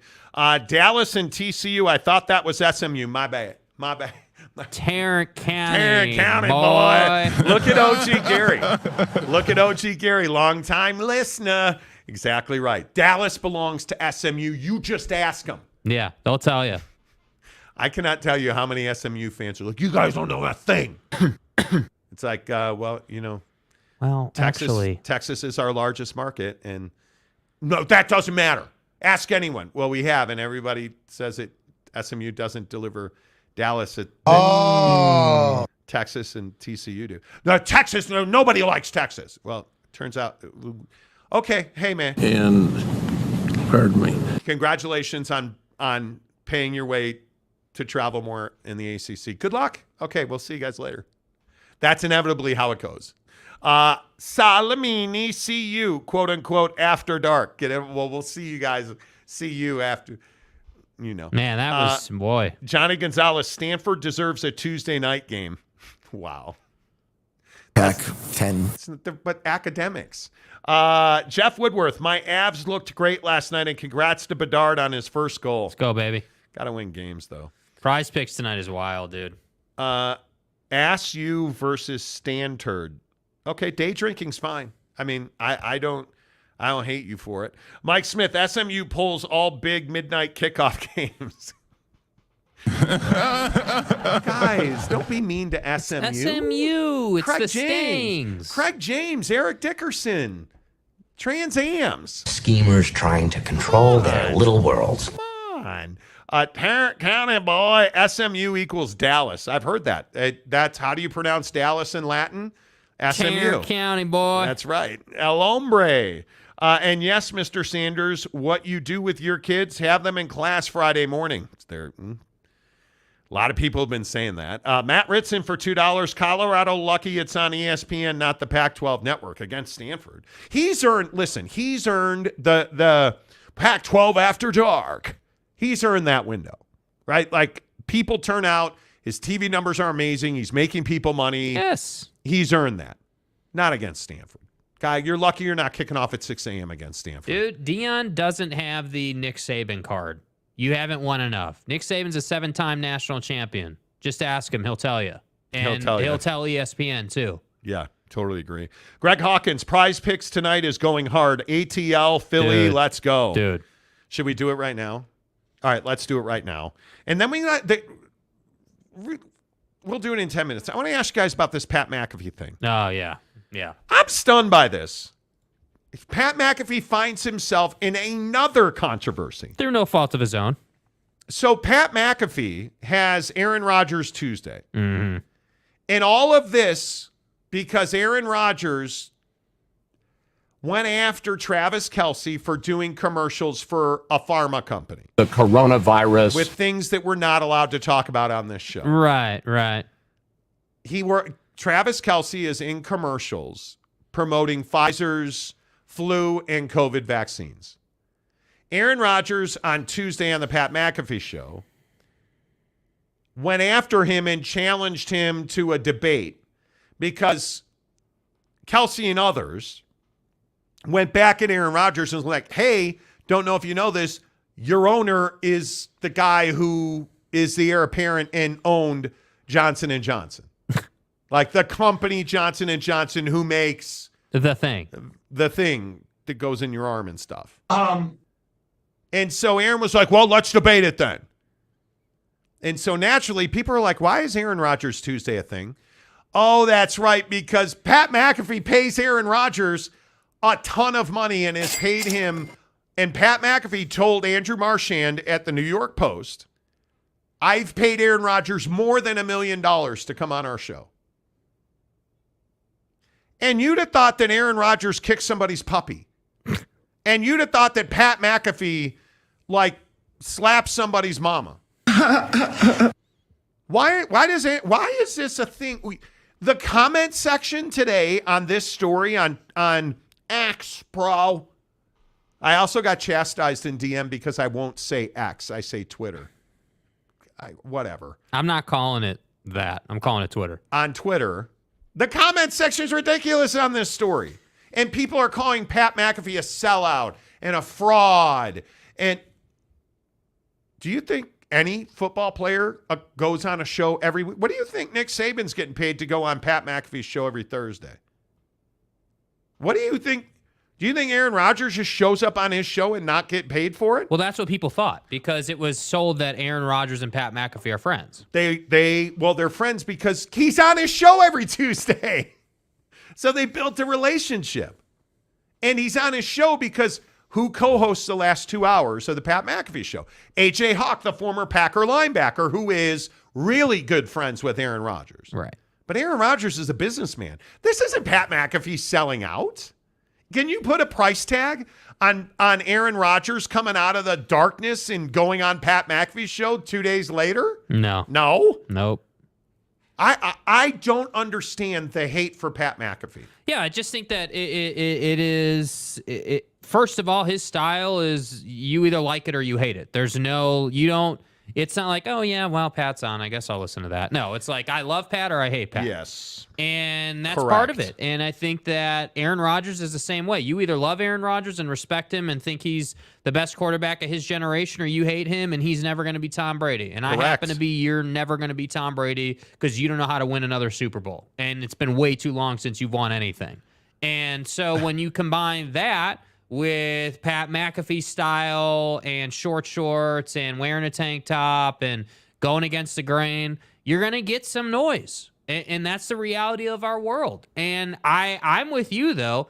I don't know how this is any type of story. Paying people talent fees to come on your show is part of the business. We do it all the time with football players. In the world of NIL, you don't get, like last year, Harris LaChance at BYU, or like, you guys, this is, and I'm not going to name the quarterback, but a starting quarterback in the National Football League asked us for $250,000 to come on our show. We went through their agent and said, hey, we'd like this person to appear in our show. That'll be $250,000. Now, Monty ain't got $250,000. Yeah. You know. Pat McAfee's not a sellout. How is Pat McAfee a sellout? Well, I think that, and the other thing before we move on from this is the ESPN factor. So Pat's been working with Aaron since before ESPN. Yes. But Pat's show has changed a lot now that it's on ESPN. I would agree with that. It's changed. I would agree. I think it's changed less than people thought it may have initially. But it seems like every day I'm getting someone from ESPN on the show. Whether it's Dana White today, who has a partnership with ESPN, obviously through the UFC, or it's Adam Schefter, or it's whoever, Dan Orlovsky. And I'm not even complaining about these guys themselves. That's not my point. Correct. My point is that if you're ESPN, your value here is running all your personalities through Pat's show. Pat's value is getting paid whatever he's getting paid from ESPN. And now everyone's outraged that he's having to pay guys who are not ESPN talent to come on his show. What did you think it was going to be? Did you think that he was just going to, try to get people on the show for free? Well, no, that's not how it works. And he's being paid $50 to $80 million a year by ESPN. Yeah. And he's on all of their shows. So do you really think he gives a damn about paying Aaron Rodgers? Probably. This is a guess, but probably $200,000 an appearance? Probably. No, he's paying him $250,000 a season to be on his show. And he pays him, like they play Edgewood Tahoe together every year at the Celebrity Golf Championship. This is how the world works now. This is not surprising at all. Brandon Butler, what's up, my guy? Pat and Prime are in the same boat with me. I'm seeing them on my TV far too much. There is a burnout factor with Pat McAfee. Yeah. And that was something that Andrew Marchand at the New York Post talked about today. He's omnipresent on ESPN. He does hits on SportsCenter now. He is on College Game Day. He is on College Game Days. A lot of times he stays and does their broadcast. Mm-hmm. He's on their network fully across their network, except radio, because Pat didn't want to do radio for them. He is on ESPN 3 hours fully every single day. They are promoting him. They are running ads for him. They are paying him and his staff and his guests. Like, there's no getting away from it. Yeah, and I think that what people forget is, like, for ESPN's side of this, the Pat McAfee show and Pat McAfee are two different things. Yes. Right? So the Pat McAfee show has its time slot, but then Pat McAfee as an individual, just himself, is a talent for ESPN now, which And they're going to One. leverage. Yeah, they're going to leverage him highly. And so to me, I think that, yeah, and I said this before the merger happened, you got to be careful not to burn your audience out on one guy. It came out the other day that Stephen A. Smith and First Take are dominating Undisputed since Shannon Sharp joined that show. And to that I say, hey, that's great. Because the reason is because Undisputed's terrible. And in that time slot, there's not really another option. But have we watched one time? And I think we're pretty representative of the average sports fan. We consume a ton of sports talk every single day. Yeah. Have we ever had on the massive 9,000-inch TV in our studio, have we ever had First Take on? Nope. Have we ever had I will never watch Undisputed. We've never had it on. Undisputed, it doesn't even cross my mind. Honestly, it doesn't cross my mind to watch Undisputed. I don't even think about it. Like even Colin Cowherd. We don't listen to or watch him anymore. You know what it is? Occasionally used to. It's what you said last time we talked about this. Colin just feels canned now. He just feels, it doesn't feel like, that's the one thing I do like about Pat's show. At least with Pat's show, love him or hate him, it is organic talk. Like, they do have topics, but at least, hey, it's organic feeling. Like the Aaron Rodgers interview, as an example, very much feels like two bros talking about whatever they're talking about. It's not like, hey, this is a serious interview. Like, Pat does a great job with that. But is it that there's nothing going on in sports? Because it's been a very slow 6, 8, 10 months now in sports. Somebody in the NBA needs to go crazy. We need the NBA season to start. Like, there's not a lot going on in sports. And there's a lot of people now who are saying, well, sports has been pretty slow. That's probably why Pat's struggling to, I don't know, assimilate to ESPN or fit in, or because ESPN's taken a lot of blowback. Twitter lit up ESPN today when Dana White was on Pat's show cursing left and right. And they were joking about it, and he cursed back at Dana jokingly. Like, people were really upset about that. Yeah. I just think we have too much time on our hands. If we're concerned about 4-letter words, which we try not to say on this show and occasionally do, I think if that's our biggest complaint, it is a slow news day. Yeah. It is. There's no question about it. But I don't know. I can't see paying, even if we had the money, and I cannot afford to pay an NFL quarterback $250,000 a year. Could you see paying somebody $250,000 a football season to come on your show? No, I'd rather put that into my business. Upgrade the business. Yeah. Mike Smith, I think they pay Saban to be on his show as well. Oh, absolutely. 100%, yeah. Not sure what it makes a difference. Oh, I think it makes a huge difference. He broke the Jalen Milroe news on Pat McAfee's show. Like, Nick Saban, and I'm sure you guys know this, Nick Saban is going to do something for ESPN all the time. He has a great working relationship with the 4-letter. He just does. And I think people, this is a thing that I will also say, I think people really like Pat. Athletes, actors, entertainers really like Pat McAfee. And I think he's a really likable guy. But I think there's a sect of Americans who are like, why don't you put on a jacket, put on a shirt, put on a quarter zip, for crying out loud? And I think the other week when he was calling his tape talk a beater, pissed a bunch of people off. Yeah. Doesn't offend me. But hey, Jim R., let's run through some of your comments here before Prize Picks. Jim R. says, never been on Twitter. Life goes on. Oh, come on. You've never been on Twitter. Is that Congratulations, true? But that's bullshit. Boss Frog, Monty, I'll pay you $10 to have Salty on the show and spit out his infinite NBA wisdom. Why? Whatever. Why, boss? Why poke the Australian bear? So for those of you who, Salty Drunk is a huge Josh Giddey fan.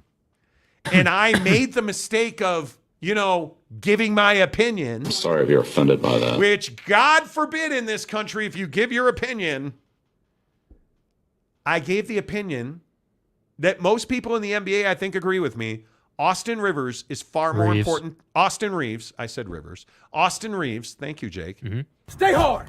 Austin Reeves is far more important to the Lakers than the Australian sensation Josh Giddey and his bro-fro are to OKC. Hell out of here with that. I don't think Josh Giddey is irreplaceable for the Oklahoma City Thunder, and he has been DMing me about it. He has been talking about it in the group, saying that we should stick to football because we don't know. I will chain you to a pipe. We don't know. You don't know what you're talking about in the NBA. Yeah, how did you find us? Because we were talking about the NBA. Oh. Right? Like, yeah, we just broke the Rudy Gobert news, and we've broken 20 trades in the last 2 years, but we don't know anything about the NBA. Do you know what that's like these days? And now Boss Frog's got to show up on the show poking the Australian bear. It would be a kangaroo. I'm sorry. The Australian crocodile, mate. Yeah, thank you. Well, you got to poke the crocodile, mate. Yeah, thank you. Because he's probably not listening. He's not. I'll go on the show for $2. Well, when it's time to talk Porsches, we'll have you on. Well said. Jeff Woodworth, bring Gumby on the show. You could blur his face and disguise his voice. Free Gumby. We want Gumby. Gumby's not in prison. He's not in prison. Giggity says Josh Middy. Josh Middy. Just Josh Middy. Like instead of Josh Giddey. Like he's mid. Like Josh Giddey. Josh Middy. Yeah, like he's mid. That's my guy. Yeah. But we got to come golf. Are you going to go to a spring training baseball game with us, Giggity, or what? My God. Yeah, come on. He would not meet with us when we were in Phoenix last time. It was like, no, you guys smell. Okay. Are you out of your goddamn mind? I tried. It's not about what you try to do. We did meet, and actually we did go to dinner. Boss Frog, that was total sarcasm. Whew. I was concerned. I was not concerned. Mike Smith, boss, I like that idea. At the very least, it would be entertaining. Okay. Jim R says Keanu Reeves. Yeah, Keanu Reeves is far more important than the Lakers. Keanu Reeves is more important to the Lakers than Austin Rivers or Doc Rivers, frankly. Yeah, so, I mean, John Wick is a good dude. Shonsky says we fence for Gumby. Dude, It's a we fence. I don't know where Buddy went, dude. Connor Johnson, beaver emoji. Thank you. Brandon Butler, our boy Salty is a rabid koala. Poke the bear at your own risk. Human or non-human? Rod Nolan, I hear Pat McAfee will be introducing nipples on his show. Here we go. Here we go, man. Oh, my God. All right. Prize Picks is the official daily fantasy partner of the Monty Show. Make sure you guys download the Prize Picks app. Use the link in the description below. A, it helps the show. B, you get 100% prize pick deposit matching. So at Prize Picks, all you do is download the app like Boss Frog has not. He refuses because Jake is a Mercedes guy, while Boss is a Porsche guy. Well, I'm more of a Beamer guy, but it's fine. Same thing. Same thing. No one's counting. It is what it is. What it is. I'm rolling. You ought to know. You bought it. Just let me roll. Yeah. Sorry. Anyway, the point is Jake ruins everything, and he could ruin it if you don't download the Prize Picks app through the link. The unbelievers. In the description below, use the promo code Monty. It gives you 100% deposit matching. So if you put in $50, they'll give you 50 more. You put in $100, they'll give you 100 more. And frankly, we need the money because I'm terrible at Prize Picks. I think I've hit it every time. Matt Olson. Why do I keep relying on the Atlanta Braves to help me in Prize Picks? Because here are my Prize Picks. And I don't know what I was thinking doing this. I'm sitting here with large regret right now. Why? Well, Patrick Mahomes and Isaiah Pacheco, I'm not that worried about. Spencer Strider, 40 or more fantasy points, I'm a little concerned about. Because last time I bet on Spencer Strider. Against Spencer Strider. Last time I bet against Spencer Strider, I lost big. Now, that was part of that 14-day streak where I did not smell a win on Prize Picks. Right. Since then, it's been 37 more days, and I've won once. Okay. So I'm moving in the right direction here. Yeah. Spencer Strider, 40 or more pitcher fantasy points. He has dominated. Yeah, he likes the Phillies a lot. Spence has dominated the Philadelphia Phillers. And I'm going to lie to myself and tell myself that, hey, he's pitching in an elimination game tonight. He's going 7. He's going to have 13 Ks. Like, we're going to roll tonight. Look at Spencer Strider against the Philadelphia Phillies. Okay? 7 starts, 47 innings. An absurd 72 strikeouts in 47 innings against just 10 walks. I said 72 Ks, 10 walks in 47 innings. We get it. You can pitch. I'd also point out that, he's only given up 10 earned runs and 10 runs total. Dude dominates the Philadelphia Phillies. Yeah. But because good old Uncle Monty dropped the Monty Show curse on him. Hey, Monty. Spencer Strider, you let me down tonight, dude. I will rip this quarter zip off and do nothing about it. Ronald Acuna and Bryce Harper. I just need 3 hits, runs, or RBIs combined. I feel really good about that one. Ranger Suarez, who's named after a Ford pickup truck, apparently. I need him to throw less than 17 pitches in the first inning. Versus Atlanta tonight. 17 or less. Actually, it's 16 or less pitches. If he throws 17 pitches, I lose it. Then in football, I've got Travis Kelce. Just catch a touchdown, dude. Yeah, Trav's going to catch a touchdown tonight. Let's go, Swelsey. Catch a touchdown. I'm so tired of all of the, Taylor Swift. Oh, my God. TMZ yesterday, I wanted to track Harvey Levin down and honk my horn at him. TMZ, I think it was yesterday, had Taylor Swift's boyfriend recovering nicely from ankle injury. Like he's just some dude who tripped and fell on a sidewalk. I'm so tired of Swelsey. I need Swelsey to score a touchdown. Pacheco to have 13 receiving yards. In the first quarter? No, period. Period? The whole game. Wow. All I need him is 13. I tried to convince you. You're like, no, fat ass, that's a terrible one. 13 receiving yards for Pacheco and Patrick Mahomes to throw for 269 yards. Yeah, okay. I like it. And then there's Jakey Two Holes on Prize Picks. Yeah, tonight. I got a 6-pack tonight. You took Kyle Schwarber, you son of a biscuit. Yeah. You betrayed me. No, I didn't. Yes, you didn't. How did I didn't betray you. I know. I did not make the Schwarber bet. All you need is one. You just need him to get on base. You need him to hit the ball. Yeah. A walk does not count. He needs to hit the ball and get on base. JT Realmuto the same. Spencer Strider to have more than 8 strikeouts. Let's go. Yeah. Team Monty is all in on Spencer Strider. It took some cojones to do that one, dude.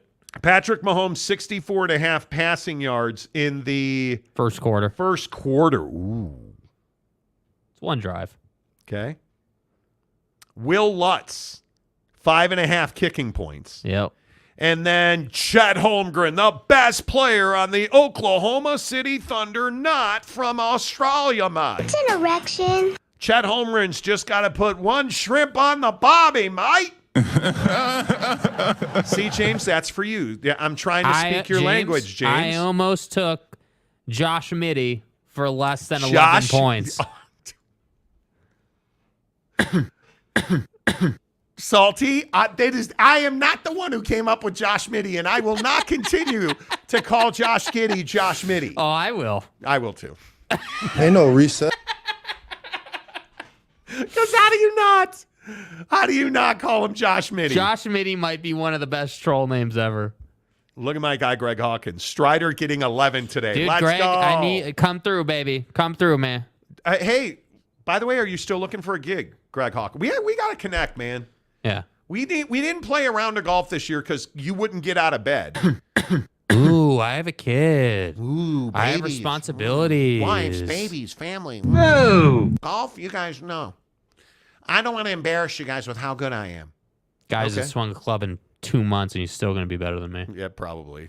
OG Gary, I would not trust Pacheco. Thank you. I feel better now.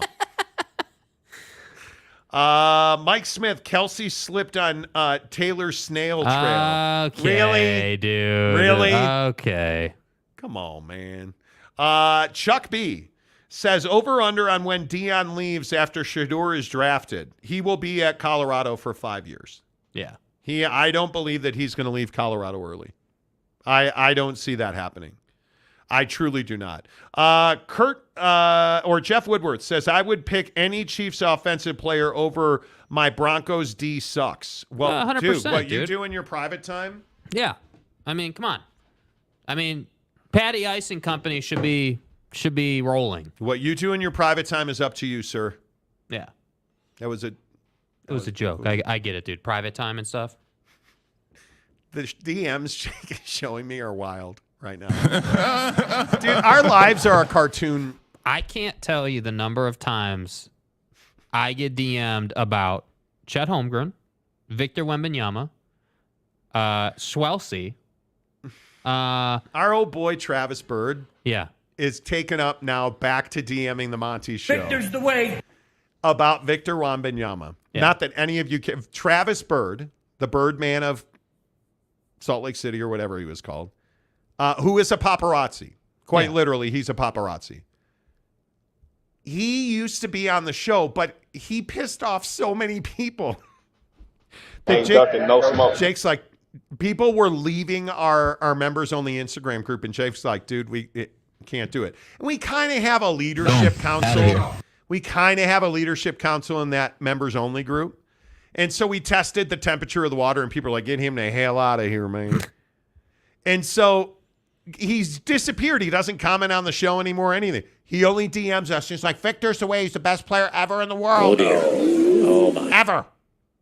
Ever. It's like, okay. We get it, bro. That's fine. Tanner Plummer, is Jake cheating on KD with Chet? Nah, dude. Dude, that line on Chet's nice, bro. You're a huge Chet Holmgren Oh, fan. yeah. He's the next Kevin Durant in the league. I fully agree with that. Yep. You know. Mike Smith says earworm. Okay. Adam Salamini, prime burnout championship team level coverage for barely bowl eligible level team. I'm not getting into it with you, dude. You're a prime hater, and that's fine. That's cool. That's cool. Ron Nolan, I was motorboating the other morning while watching Pat's show when a perfect nipple almost my eye poked out. Okay. Ron? The cat. I can send somebody to do a wellness check, dude. Like, what the Like, what are we doing? I was motorboating the other morning. I don't really get it. While watching Pat's show when a perfect nipple almost my eye poked out. You know, listen. Bro, what are you talking about, We're not man? here to judge you. We're simply here to be... Hey, look here, man. We should probably move on. OG Gary, winter equals Topgolf, but Topgolf is so expensive. I love Topgolf. Love Topgolf. I love their wings. I hit the ball really well there. It looks good on video when you hit the ball well there. But, dude, it's like you're paying $200 every time you go to Topgolf with a group, at least. At least. Yep. Johnny Gonzalez, Josh Shitty, SCHIDDY.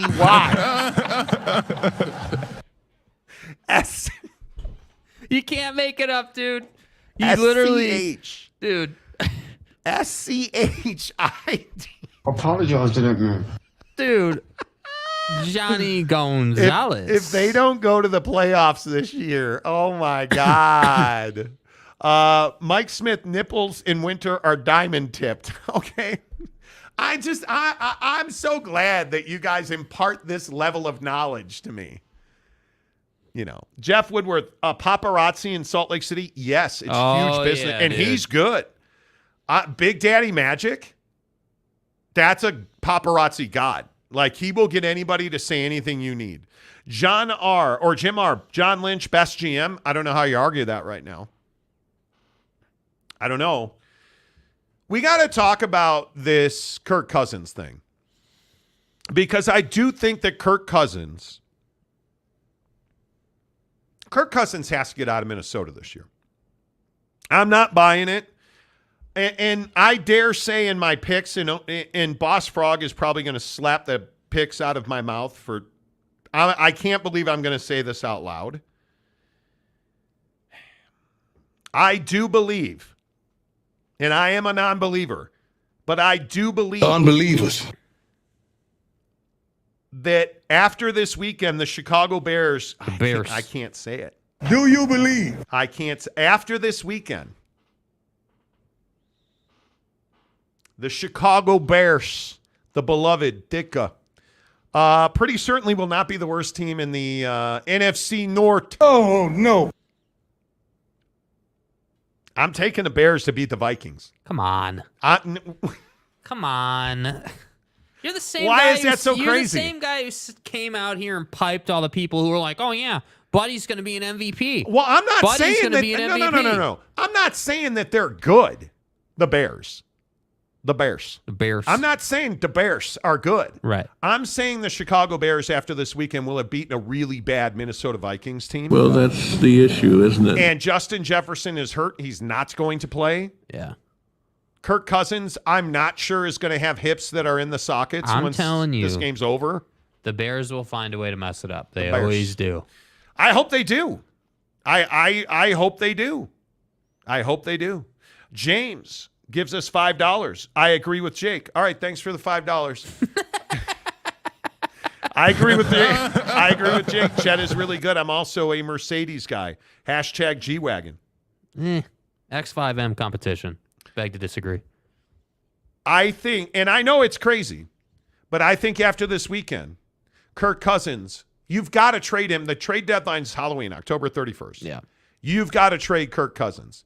And the reason I bring that up is because you look at John Lynch and what he's done with that quarterback room. Trading Trey Lance was a stroke of genius. Right.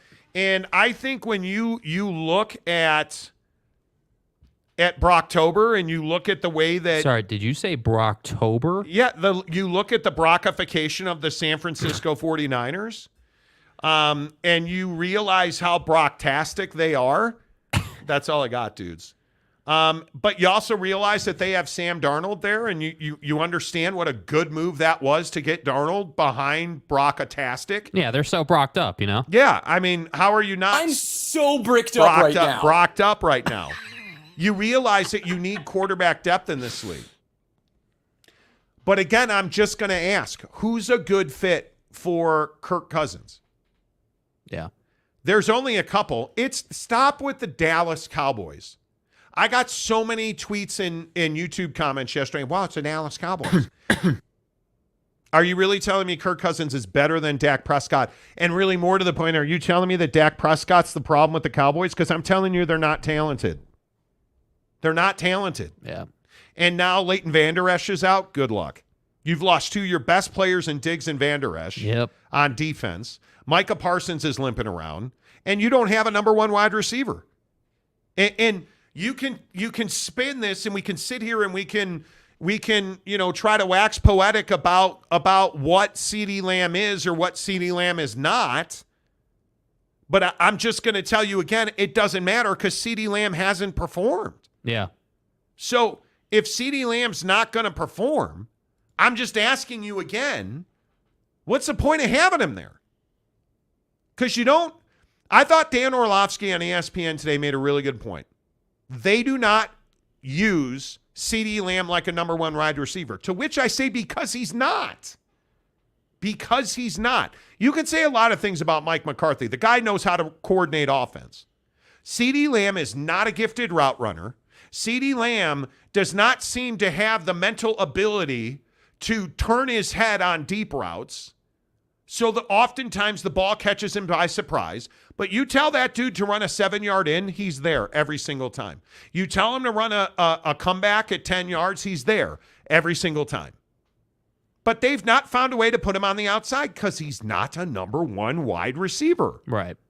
So are you telling me Kirk Cousins fixes that? Because I'm telling you he doesn't. And the only other place it really seems like a fit for me has the exact same problem Dallas has. They're not talented enough in New England to justify trading for Kirk Cousins instead of having Mac Jones as your one. So you tell me, is Tennessee the landing spot for Kirk Cousins? No, they're not good enough. He wouldn't waive his no trade for that.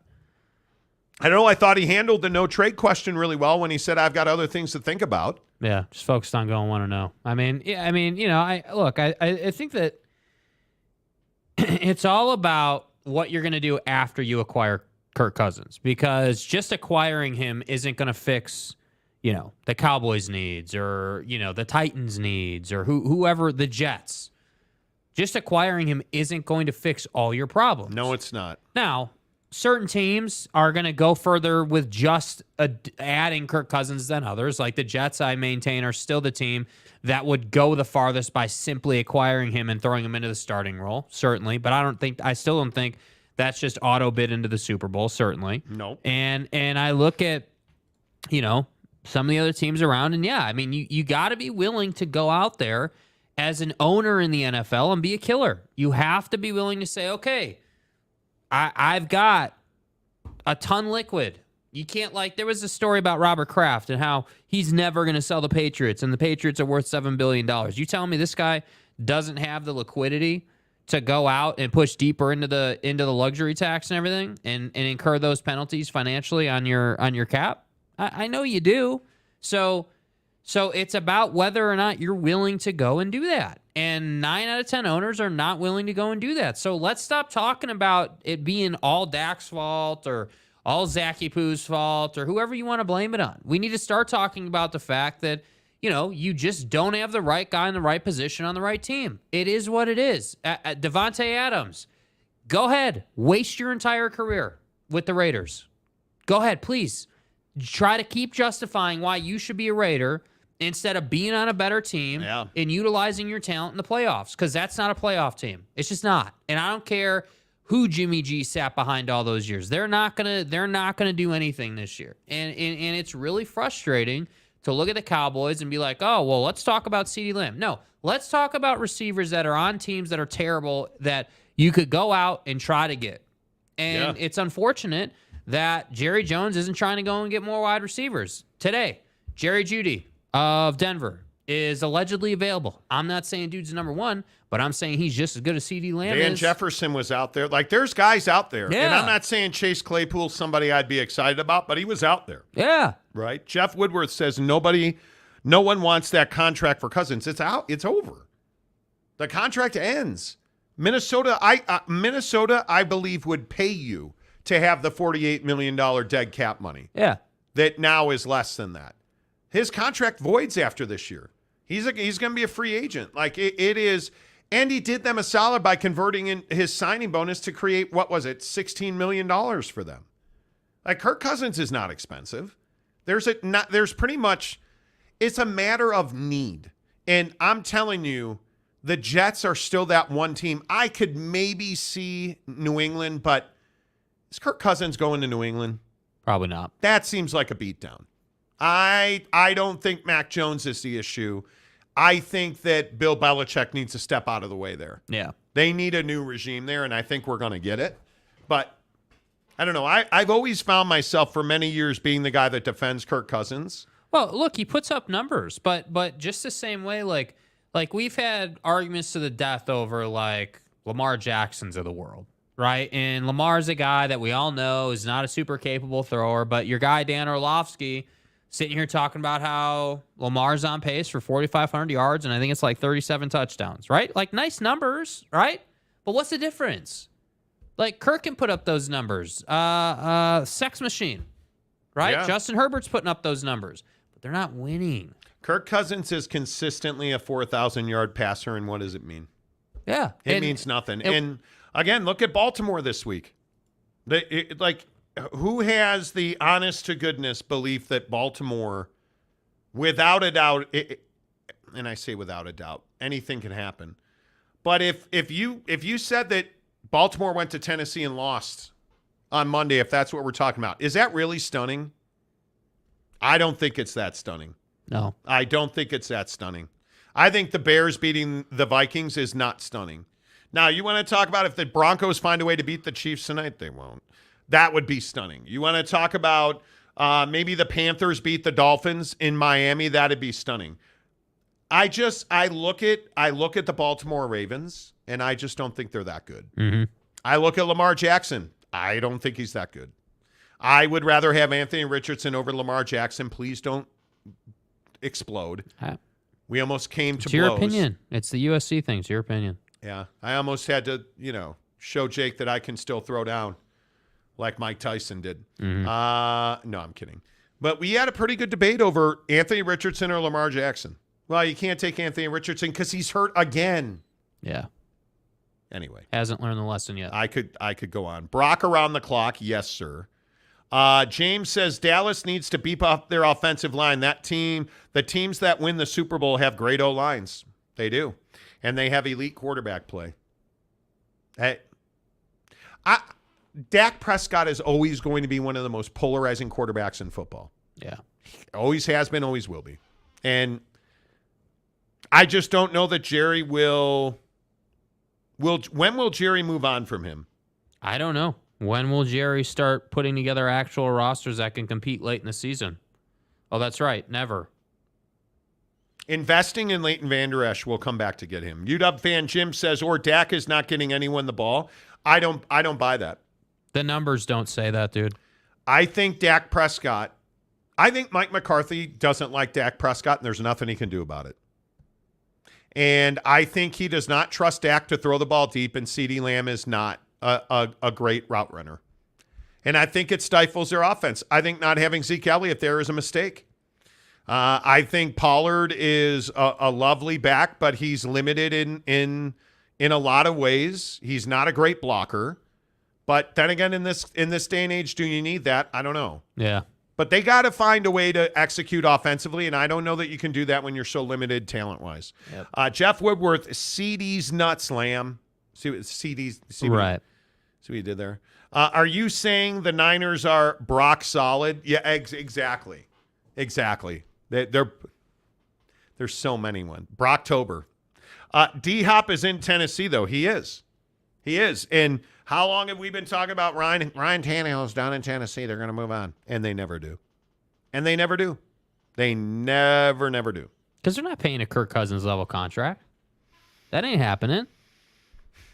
It'll be interesting to see what they've tried to replace Tannehill. Hey, dude, you're talking about a franchise that's building a new stadium that is making a lot of changes. I'm telling you, dude, if they were to sign Kirk Cousins, I'd be shocked by that. We'll see. Nothing shocks me in the NFL anymore. I think this is going to be one of the busiest trade deadlines we've ever seen. Geoff, Dak won't be benched. That's a long shot, even if he is terrible when playing from behind or all the time, I guess. Just won't happen. I agree. They won't do it. Joseph Harper, the Raiders should get Cousins because Jimmy G won't make it through the year. We talk about this all the time. All the time. All the time, dude. All the time. All the time. Let's see. At Hive Golf, talk more about your lounge. You do need a better storefront appeal, though. Great location. Hive Golf's pretty good. Hive Golf. I'm an indoor golf guy in the wintertime. I hate that winter's coming. I truly do. And I've never said this in the past. You guys know this. Like, I have been a snowboarding guy. I had a terrible crash last year in Tahoe that has messed with me. I think that's part of it. And I got back on the board, and we rode all last year after Tahoe. That was in February. But it, my wife broke her arm last year snowboarding too, So maybe that took a little bit of my love, but I'm sure the second I get back on my snowboard, I'll be fine. Mm-hmm. But I love golfing. More than anything, it's just that I don't want to stop golfing. I'm all the way down to a 9 handicap now, dude. Like, I'm ready. I want to keep playing. Yeah. And I hate that I want it to stay warm. Tanner Plummer, Aaron, what's up? Aaron Wilson's back. James, Kraft paid $172 million for the Patriots. I guarantee he would sell if he was offered $8 billion. I doubt it. I think that's his entire life. Yeah. That is his entire life. Aaron, Jakey Red Holes. Well, everybody has health issues. Mike Smith, I would like to thank you for ruining my bathroom time with my phone today, by the way. Hey, man. What do you want me to do? You asked me to find a non-sports topic, and I happen to find a really good one. Is it awkward when you are doing the thing in the bathroom, when you're offloading the kids, taking the Browns to the Super Bowl, and somebody else walks in and there's a bathroom set up here where there's 3 stalls. Now, I'm also the inhumane person that takes the handicap every stall. time. Because, well, why wouldn't you? Yeah, why wouldn't you? Somebody walked in next to me and was just bull rattling for like 5 minutes, got up and left. Didn't even wash their hands. Just got up and left. It's like, okay, time to start pushing. Brandon Butler. Jake, Bud, they can't go over the hard cap. It's not the NBA, kiddo. Well, you have there's ways to massage your cap. There is. There are ways, yeah. El Hombre says, dang Jerry Jones. I agree. Judy to my Saints. Dude, Jerry Judy is going to be somebody's revelation. Yep. Truth. Tanner Plummer, I don't think there's a luxury tax in the NFL, but I might be missing something here. There's not a luxury tax. It's not a luxury tax per se. The point is, dude, stretch his contract out. Lower the yearly number. Fit it into your cap. Convert do bonuses. What you got to do. You can figure it out. Why do you think they pay front office guys so much? I'm well aware there's not a luxury tax system. I get it. I understand. But my point is that Jerry Jones and several other owners in the league are not willing to do what they need to do with their front office to accommodate a guy like Kirk Cousins. They're not. And it's fine. It is what it is. I would agree with that. And I think it is, we'll see. You know what, dudes? I think Jerry Jones will spend any amount of money that he can spend to win. And he just doesn't know what winning is. He doesn't know how to build a roster that wins. Yeah. Greg Hawkins, I got Dak Prescott less than 248.5 against the LAC. Dude, the Chargers pass rush. Again, the Chicago Bears. Khalil Mack looks pretty fine to me for a guy who couldn't rush the passer anymore wearing a Bears uniform. Don't give me – no. I'm not going to play your stupid little games with the Chargers. Don't do it. What's the number in that game? The Chargers are +2. How are the Chargers +2 to – that's what I mean. Like, I don't understand. Vegas, you're whack, dude. I don't understand how you have. I give up. The Chargers are the Chargers or Cowboys a better team? Without Leighton Vander Esch and Diggs, I'm going to say that the Chargers defense is better. Brandon Staley or Mike McCarthy? Bullet. That's my point. So roster-wise, the Chargers are probably a better team. But, dude, just can't get over the hump. Well, and I think that unfortunately, you're waiting for somebody like Quentin Johnson to emerge. I think Palmer's been pretty good. Mm-hmm. I'd like the offense in San Diego, whatever. Justin Herbert deserves better. Agreed. And hopefully at some point he'll be the quarterback of the Cowboys. Yeah, you want to talk about a guy that you put around some better receivers. My God. Yeah. If I were in New England, I would go after Drake May from North Carolina. I don't know what you do with Mac Jones. I truly don't know what you do with Mac Jones. Well, the question is, what does Bill, how does he see the future of this team? I mean, obviously Bill Belichick doesn't enjoy losing. I can tell you that, but it's philosophical. NFL is a hard salary cap, same as the NHL. Yes. Jesus. He misspoke. Yes, the NFL is a hard cap, but you're also able to convert. You're also able to renegotiate deals, move money to create space. And this is exactly what we were talking about with Kirk Cousins, who converted a bonus so that they could have $16 million. Like, there's ways to do things. NBA Commissioner Salty Drunk, been listening longer than 90% of the rest of these jagoffs. Okay. I mean, nobody doubts that. See, like you Salty Drunk is one of those listeners on the show that takes everything personally. Josh Mitty is not as good as Austin Reeves. How dare you? I've been listening to this show since day one. I knew today would be shitty. Well, listen, I know you've been listening since day one. That doesn't mean that Josh Giddey's better than Austin Reeves. You keep slapping me in the tits and I'm going to leave. Okay. Relax. It's a basketball take, man. Catch me outside. How about that? Nobody's woosah, my man. It's sports talk. Who cares? Jeff Woodworth, Cousins is a great fantasy QB, but not a great team leader. I think his teammates love him. Big Blue Horses, Cousins is basically Phil Rivers. You're not wrong. You're not wrong. With less kids, though. Tanner Plummer, the main problem, because Philip Rivers, he's got an army of kids. He's got a whole entire offense. Right. As does A.J. Hawk. The main problem people have with Cousins is that they can't win at the biggest stages. But who knows? Maybe eventually he wins in the biggest stage. Yeah. Well, clearly with the Washington Commanders, that was the Commanders. Is he the reason they've lost in Minnesota? Could be. Could be some defense. Are you really telling me? Are you really telling me they don't miss Dalvin Cook in Minnesota? I don't know how you don't. TJ Hawkinson, if you're a fantasy player, should probably be the number one wide receiver in the NFL this week. Which is to say, Minnesota, I don't think right now is Kirk Cousins' fault, because I think he's played well. TJ Hawkinson's his best weapon right now. Let that speak the volumes that it speaks. Yep. Johnny Gonzalez, Houston beating the mighty Mountaineers would be stunning. Is Dana Holgorsen the first Big 12 coach to get fired? Who's on the hot seat in the Big 12? Like, if you look Dana at, definly is. If you look at Neil, he definitely is. Right, Neil, I think. I don't know. You think he's done enough, or you think he's still on the hot seat? I think in the Big 12, Neil Brown is going to get fired. I do. Hour number 3 of the Monty Show, as always, presented by our good friends at TryDayTrading.com. TryDayTrading.com/Monty. And again, you guys, I tell you, fascinating. It is so fun to watch my wife go through the TryDayTrading.com program.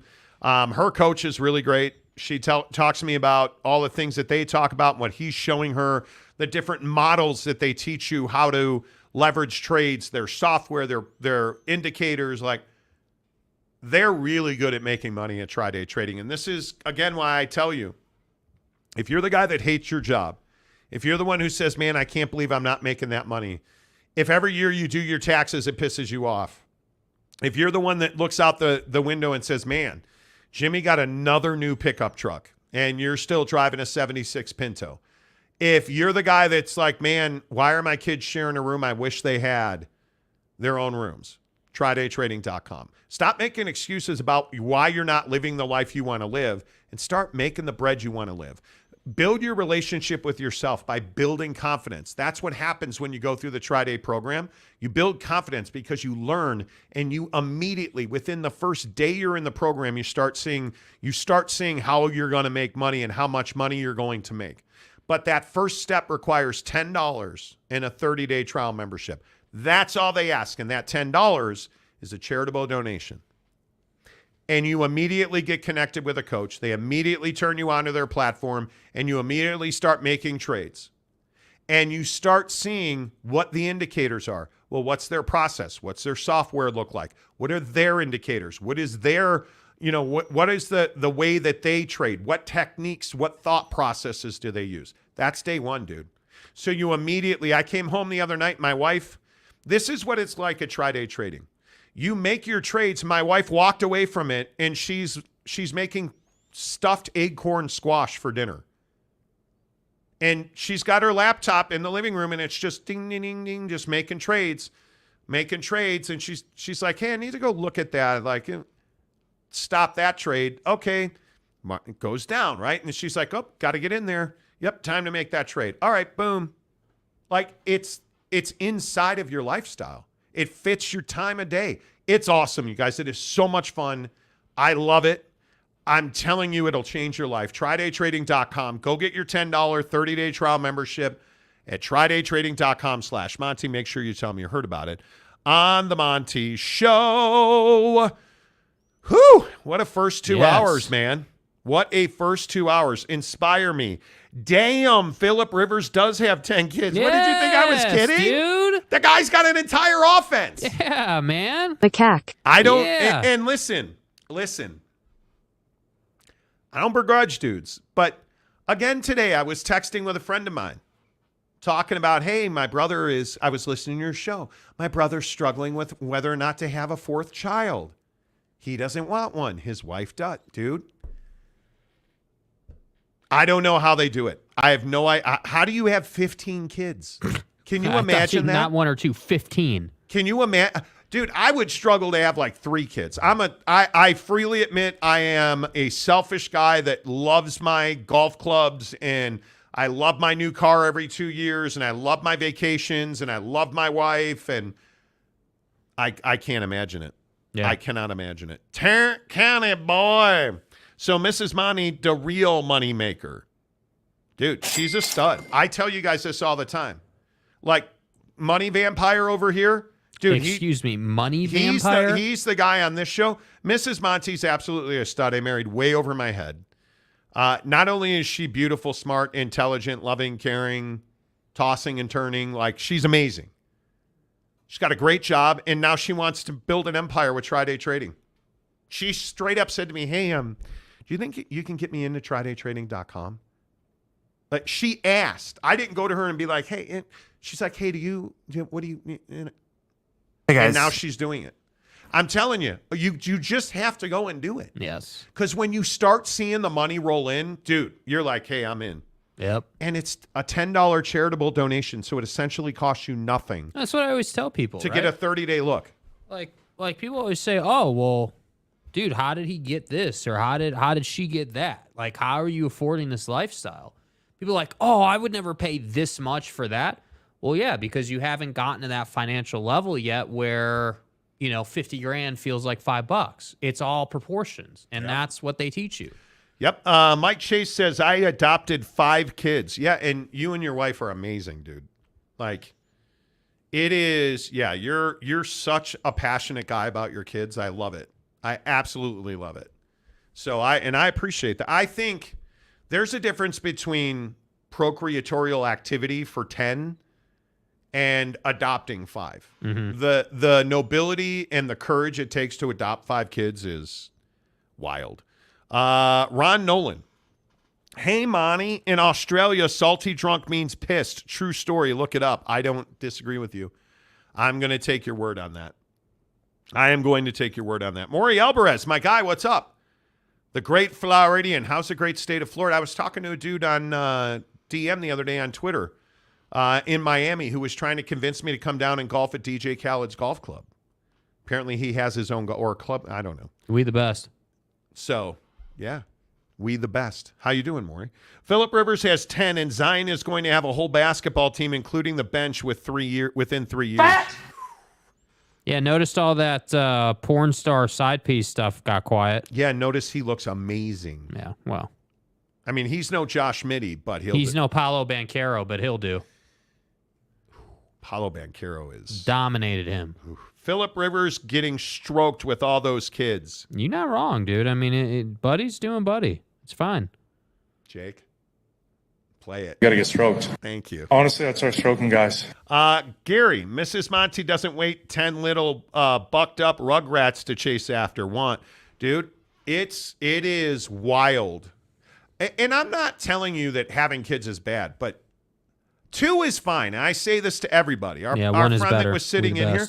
But listen, 2 is fine because I've got 2 hands. You put a 3rd kid, dude, one of them's going to raise hell because you've only got 2 hands. And I'm the guy that judges people for putting their kids on leashes. But if you've got like 5 kids, how come you're not walking a pack of dogs? Because I don't know. I'm serious. How do you do it? I'm already selfish as hell. Right? And I freely admit that. I wasn't even joking. I paid $2,000 for a set of tires or whatever, $1,300 for a set of tires, right? Like, I like nice things. I like Jordans.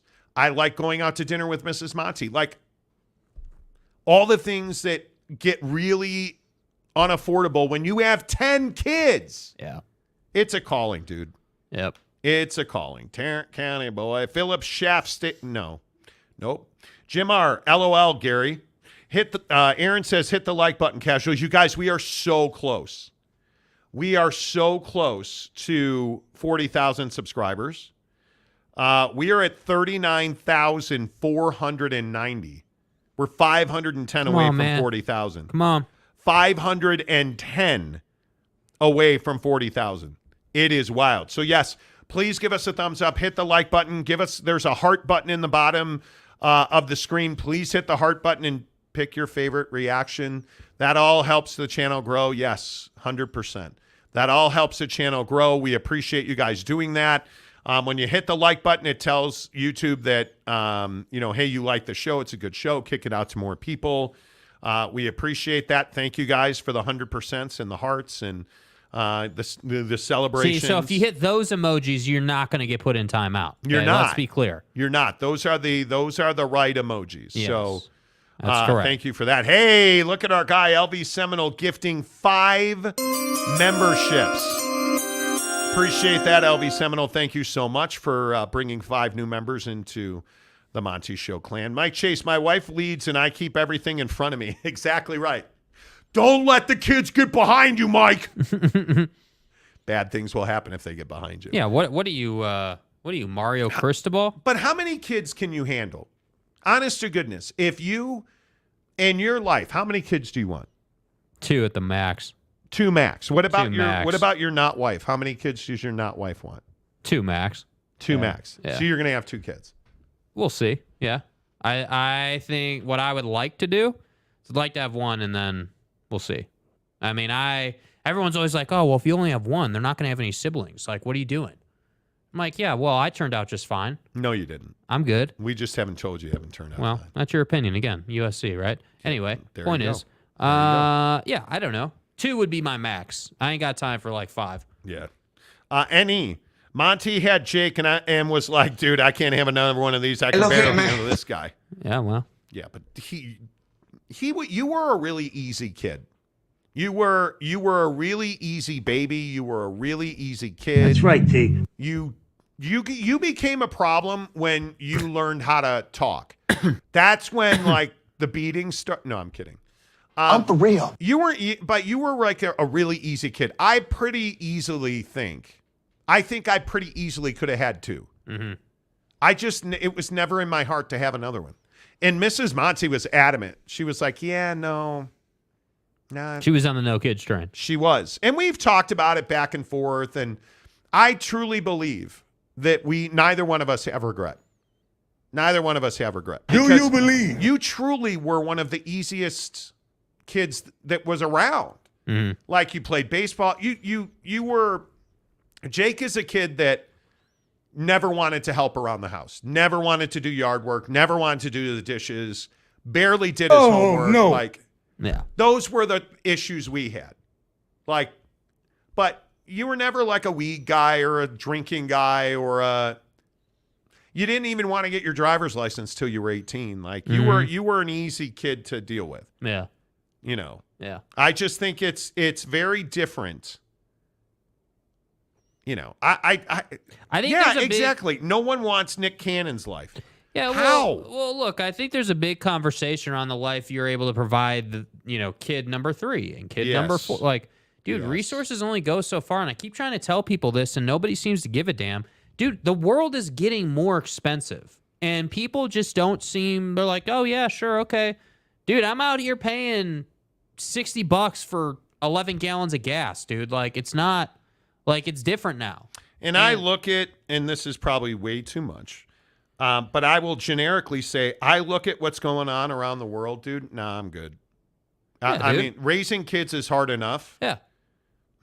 It's just, that's why I always say, man, I love, as men, I love you so much for having kids because I think it's a job, dude. It is a job. And kids make relationships a lot of times harder. Disciplining your kids, financially supporting your kids, it is not easy to do. Yeah. And so as men, I think we have to do a good job. You can't, there's no, well, all right, I'll get him next time. There is no next time. Yeah, and for me, when I think about it, I think about like, dude, I don't want to have a kid that I can't give a good life to. I'm not. I mean, I will spoil my kid inevitably, but I'm saying that I don't want to bring someone into this world that I can't provide comfortability to. The last thing I'd want to do is bring someone into the world who is going to struggle and have, like, I don't want to do that. I want to get to a good position in life where I'm like, okay, yeah, I didn't have you when I was 20, so I'm going to be older. Absolutely. But I'd rather be older and give you a good life than be younger and struggle. Yep. Jeff Woodworth, I have one of each. Nice. Geoff, we have 2 special needs kids. It's a lot of work, but super rewarding considering a third. Wow. Dude, I love that. I mean, it is. You're doing Omen's work, bro. I mean, it is. It's you when you have special needs kids. The challenges can be really overwhelming, and I have a lot of respect for that. That perspective, man. How many times do I have to say, like, perspective makes the world go round? Yeah. If you have good perspective, or if you have the right perspective, or whatever it is, that positivity and having an attitude of gratitude. It's makes not such a huge difference. I get to. Yeah. Right? Like, it's not happening to me, it's happening for me. Yeah. And I think there's a lot in that. And there's it's not a whole easy lot to have that perspective, but I think if you work hard, it becomes easier. Johnny Gonzalez, try for the first kid and have a litter like Octomom. Oh, my God. Nah, dude. You guys remember Octomom? Good Lord. Bob Smith, Jake's kid will be named Jake Jr. and Equanimous. Okay. Okay. LV Seminole, whoa, Jake thinks he's fine. Just kidding. Side note, I pity my parents. I was a pain in the ass. Oh, I'm sure I was a pain in the ass as well. There's no doubt. Jeff, making kids is fun. It is. Making kids part is the best part of being a parent. Tarrant County, Mrs. Monty in the chat. Oh, is she really?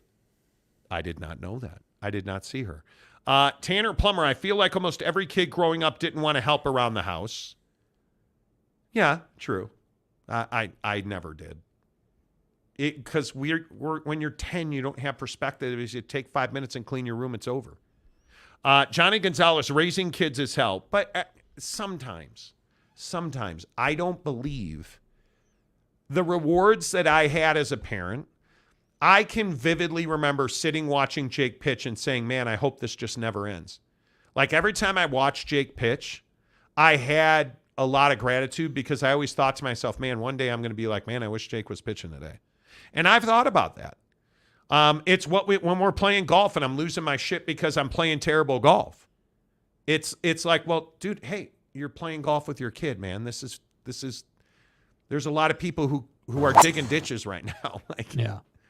Like perspective is everything. Yeah. Tanner, anyone here believe the overpopulation is a thing? Oh, there's no doubt it's a thing. Overpopulation's a thing, and aging population is a thing. So we created so many kids in a certain window, so many people, I should say, in a certain window that now a lot of people aren't trying to have kids. A lot of people are focused on their career and self-success, which I don't have a personal problem with. I don't have a problem with it. I think this is a conversation for women as well, because I think women have a much different experience. Yeah. And I think it's far more difficult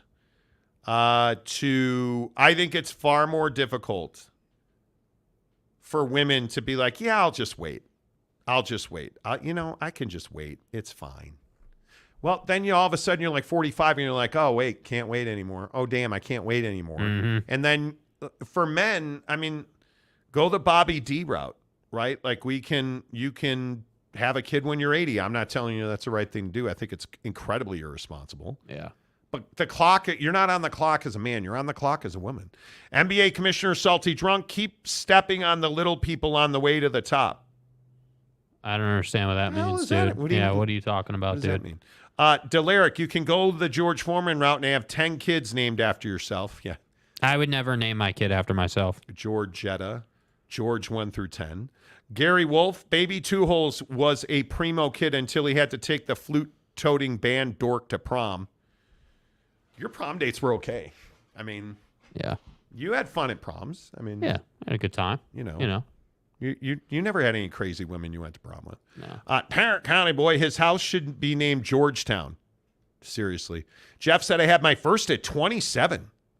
I like it. Robert Fowler, twins, one of each, just started school this year. Thank God. Wow. Yeah. Man, way to go, dude. I think I'd probably have a different perspective on kids and the timeline with kids if I just had like a salary job. If I was just doing, and I'm not saying that's a bad thing. I'm just saying Not at all. When you start growing, like when you go into business for yourself and you're on that grind, like you're not thinking about anything except, hey, I'm trying to as fast as possible, and as fast as possible is probably 5 years, but as fast as possible, getting this business into a place where we don't have to think about the bank account anymore, where we don't have to think about survival. We can start thinking about, okay, we're in a good place. How do we continue to grow and do those things? Yeah. Because that's the truth of it. Like, dude, if I was still in sales or whatever, and we were just doing our own thing or, whatever, just living a quote unquote normal life or whatever, a more traditional path. Yeah, kids probably would have been on the horizon a little sooner. Life would look a little different. But again, that's why I say, like, everyone's path is different. You're never going to catch me having 10 kids. That's not happening. No. I can tell you right now. Mike Chase, 3 of my kids are special needs. Man, there's so many challenges in that. I think 9 out of 10 of us will never understand that lifestyle. Yeah. Because we don't have to live it. We don't. Brandon Butler, I'm a single dad of 2 special needs kids. I had to give up just about everything for them, but it's the best thing I ever did. It usually is. With all those kids, you better start selling inventions left and right. Seriously, George Foreman bro. has. MH5, what's up, MH5? Good to see you.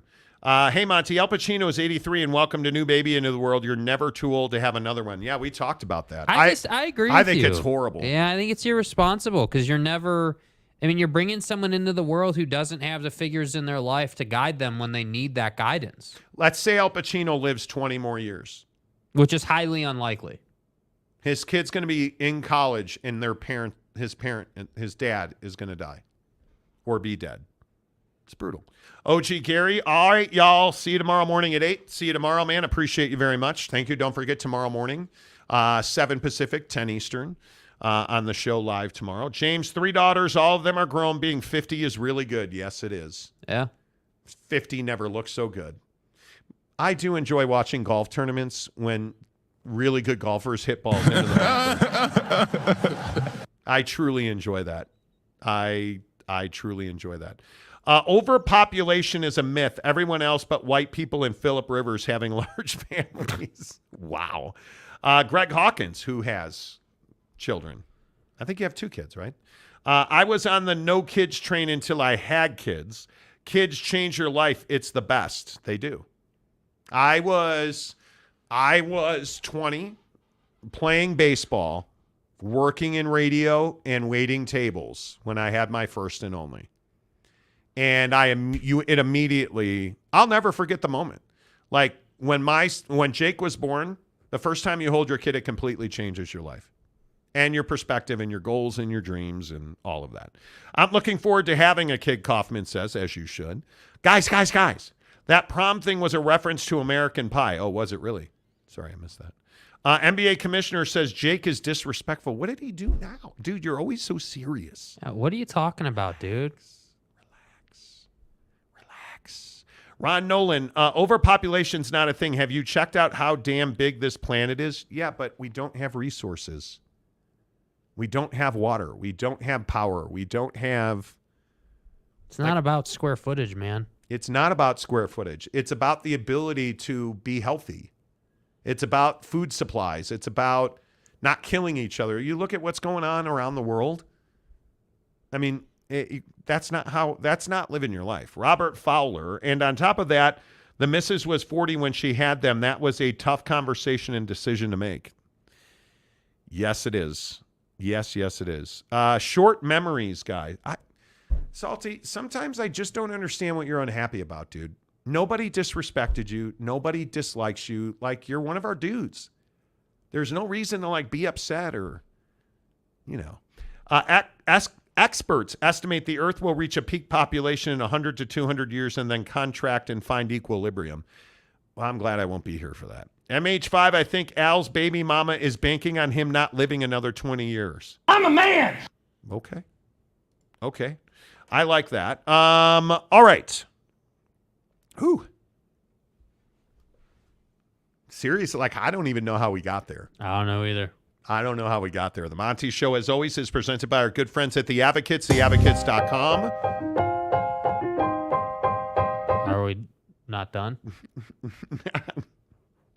No, I was going to get. We haven't even done the Skittles story yet. Okay, great. Go. I thought it sounded like you were into the show. But you have to pee? No. Okay, I'm fine. You always end the show with the Advocates. No, it's 5:30. We have to tell everybody the Advocates, theadvocates.com, the best injury attorneys in the business.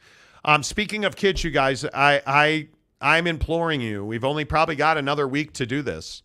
The Advocates are working with the Road Home, one of the foremost homeless advocacy groups in the country, to provide young kids with Halloween costumes. And I'm just asking you for $1 or $5. It all adds up. If you have a minute, please, there is the Advocates memo on the screen. And I'm asking you, please, to donate whatever you can donate. Because it's just so hard for me to imagine. You know, they say that homeless kids are bullied at a much higher rate than non-homeless kids because they don't look great. They don't have the nicest things. They don't shower every day. A lot of kids that live in cars and houses and boxes or on the street have issues. They don't develop the way that most kids do. They don't have the social skills that a lot of kids do. They have a lot of challenges already. So when Halloween comes around and holidays like Halloween, and they don't have a costume or the money to procure one, and they're walking around trick-or-treating without a costume, I mean, it just adds to their misery. So if we can spend 5 minutes to give a homeless kid 2 hours of joy, let's do that. You know, we're big believers in it. It's why we love the Advocates and being partnered with the Advocates. They're great partners. They care about the community. Beyond the fact they're amazing attorneys, but you look at stuff like this, please Venmo them $1, $5, $1 million. If it's in your heart, if it's in your pocket, consider it. I implore you, because if we can just help one kid, let alone 100 homeless kids, because there's so many of them in the world, let's do that. Let's give a homeless kid an opportunity to have a normal day, a normal 2 hours, something to get excited about, something to look forward to. That's what we want to do. Advocates on Venmo are Advocates donations. Their Venmo address is Advocates donations at Venmo. In the notes section, please put homeless kids. If you want to be a true star, put the Monty Show homeless kids. That'd be fantastic. That money goes right to the Road Home to provide costumes for homeless kids on Halloween. Let me rerun the headlines before we talk about Skittles killing you. The Pac-12 is heading for a settlement. We are told that the Pac-12 negotiations are, in fact, advancing. You know that Oregon State and Washington State, the Pac-2, have been locked in a battle with the 10 exiting members of the Pac-12. There is a court case pending. The Pac-2 have a injunction in place to prevent the 10 exiting members from meeting to dissolve the conference. And they are essentially fighting over $60 million in NCAA tournament units, which is about $60 million in revenue from NCAA tournament participation. And the argument comes down to this idea that when you announce that you are leaving the Pac-12 to go to the Big Ten, the Big 12, and the ACC, you no longer have the vote or the right to have a say in what happens in the conference. And now it does, in fact, look like that is the case, because George Kliavkoff has done what a lot of people believe is put the Pac-2 in a position to win this lawsuit. This is from John Wilner, San Jose Mercury News. In sworn testimony, George Kliavkoff said, hey, we removed USC and UCLA when they notified us that they were leaving the conference in 2024. And in the San Jose Mercury News, John Wilner wrote the conference used the same policy with Colorado on July 27th when Phil DiStefano, the chancellor at Colorado, notified George Kliavkoff that the Buffs were leaving. The next day, Pac-12 General Counsel sent Colorado a letter saying, quote, Chancellor DiStefano provided written notice of withdrawal from the Pac-12 to Commissioner Kliavkoff under Section CB 23 of the Pac-12's Constitution and bylaws. Chancellor DiStefano and CU representation on the Pac-12 Board of Directors automatically ceases effective immediately, and CU no longer has the right to vote on any matter before the board. A lot of people used two words to describe what Pac-12 Commissioner George Kliavkoff did for the conference, and the conference being the Pac-2. Those two words were checkmate. It's over. And I have to agree, as we've reported for several weeks now, the bylaws, the contracts, and the rules and regs in those bylaws and contracts specifically say when you provide notice that you're leaving the conference, you are off the board of directors, which is why there are 10 universities that don't have a say in the Pac-12 right now and 2 that do. And, Jake, I think the 2 that do have all the leverage here. Yeah, and I think the only thing that even takes away from that leverage even at all is just the time crunch, if you will, that the Pac-2 are on. They obviously don't want to drag this out. They obviously don't want to they don't want to necessarily go to court and have some 6-month legal debate when they're trying to get to the business of scheduling and getting their sports back going again, and like just all the business side of running an athletic department. And so to me, it is true. Yes, it is technically by the bylaws and everything, what we just read to you. Yeah, technically it's checkmate, but nothing is ever checkmate in the real world.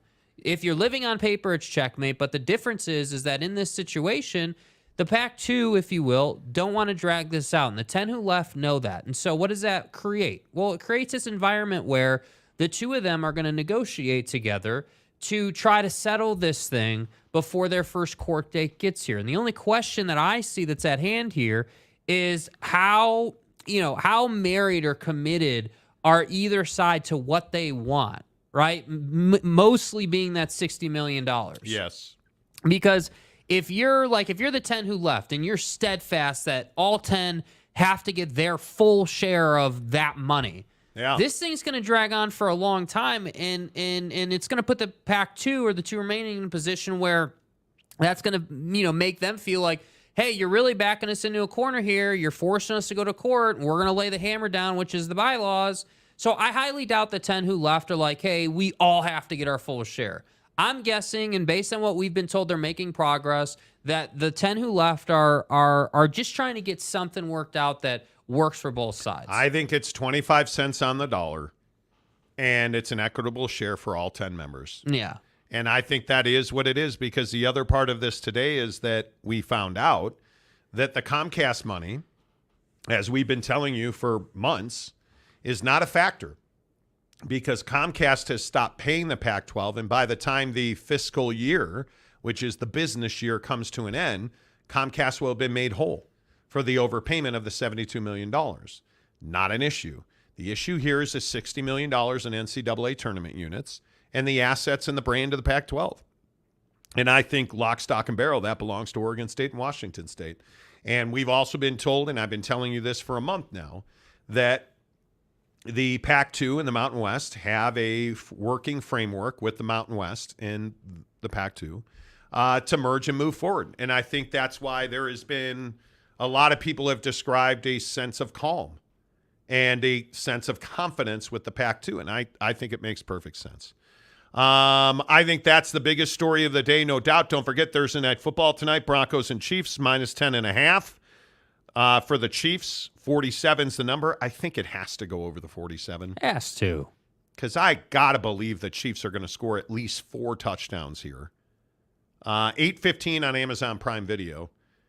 I mean, I think the Chiefs win cover and this goes over. Yeah, I mean, I would guess that, Swelcy's playing, so I would guess that Patrick Mahomes is going to have a nice night. I would expect this offense to get going a little bit. I still feel like, through this season, the way this has gone on, obviously with Travis missing that game, like they've just been kind of inconsistent on offense, I right? would agree. They're scoring points, but they're not that same dominant, move it down the field however we want offense. And obviously, Tyreek's been gone for a minute, but I still feel like they haven't really recovered from that. You're still not quite that same potent offense. And Travis Kelce is a damn good tight end, obviously one of the best in the league. But we're figuring out quickly, whether it's the Chiefs or Dallas or whoever you want to point to, having one guy is not enough. You need that secondary threat to be able to manipulate the defense. So the only question is going to be, can the likes of Isaiah Pacheco move it along tonight? Can the secondary guy show up tonight? Because if that happens, they're going to have a nice night, and I agree. You're scoring at least 30 in this game, as you should. And then you're not going to eat Skittles because they're banned in California. And finally, big old Uncle Monty done told you, boy. I told you. Yeah. Skittles is killing you. Because Skittles it's garbage. is killing you. And I Skittles love Skittles. Killing you. Now, I haven't had Skittles in I don't know how Skittles long. are killing you. I haven't had Skittles in so long. And you. Marshawn Lynch be damned. Skittles have what some people call carcinogens in them. They have ingredients in them that cause cancer. So countries, and now California, have banned Skittles. And I would agree. There was nothing like playing wiffle ball with a big cheek of chaw made up of Skittles when you were a kid. 100%, dude. Right? It's the best. Nothing like it. But now we know that it may cause cancer because they basically have carcinogens in them. Yeah, and a lot of that lies in the dye they use to change the color of the candy. And it's unfortunate because I have to agree. Skittles, as a kid, more so than now. Starburst. Starburst. I love Starburst. About all that dye. Red dye number 69, bitches. Right? Like, it's just, that candy's not good for you. And it is what it is. We're all still going to eat it. Hey, whoa. Let's not get carried away. Snickers bars, they're good. They help you lose weight. No, they don't. They spike your blood sugar. They're full of sugar and things you don't need in your body. What could go wrong? Right? Especially when you get the 2-piece Snickers bar. You're living life the right way. Now, Skittles are terrible for you. And I'm telling you, Starburst aren't better. Snickers? Come on.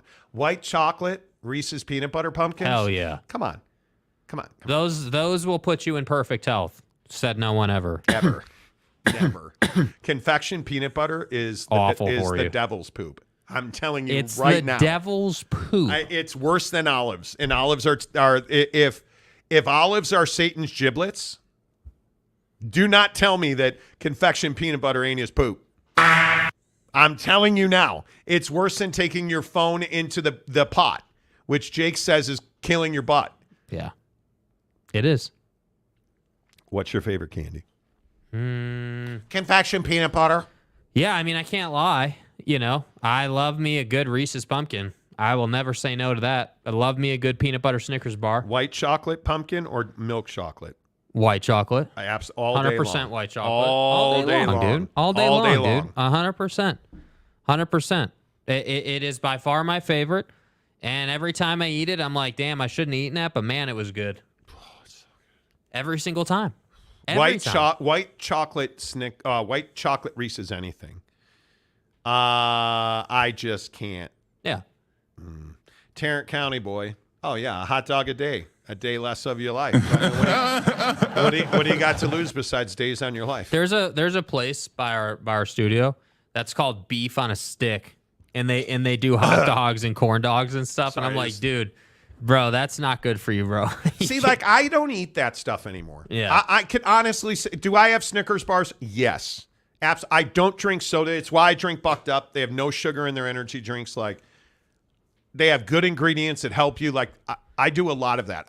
Mrs. Monty is cramming fruit down my pie hole as I walk out the door. I eat an apple every day now.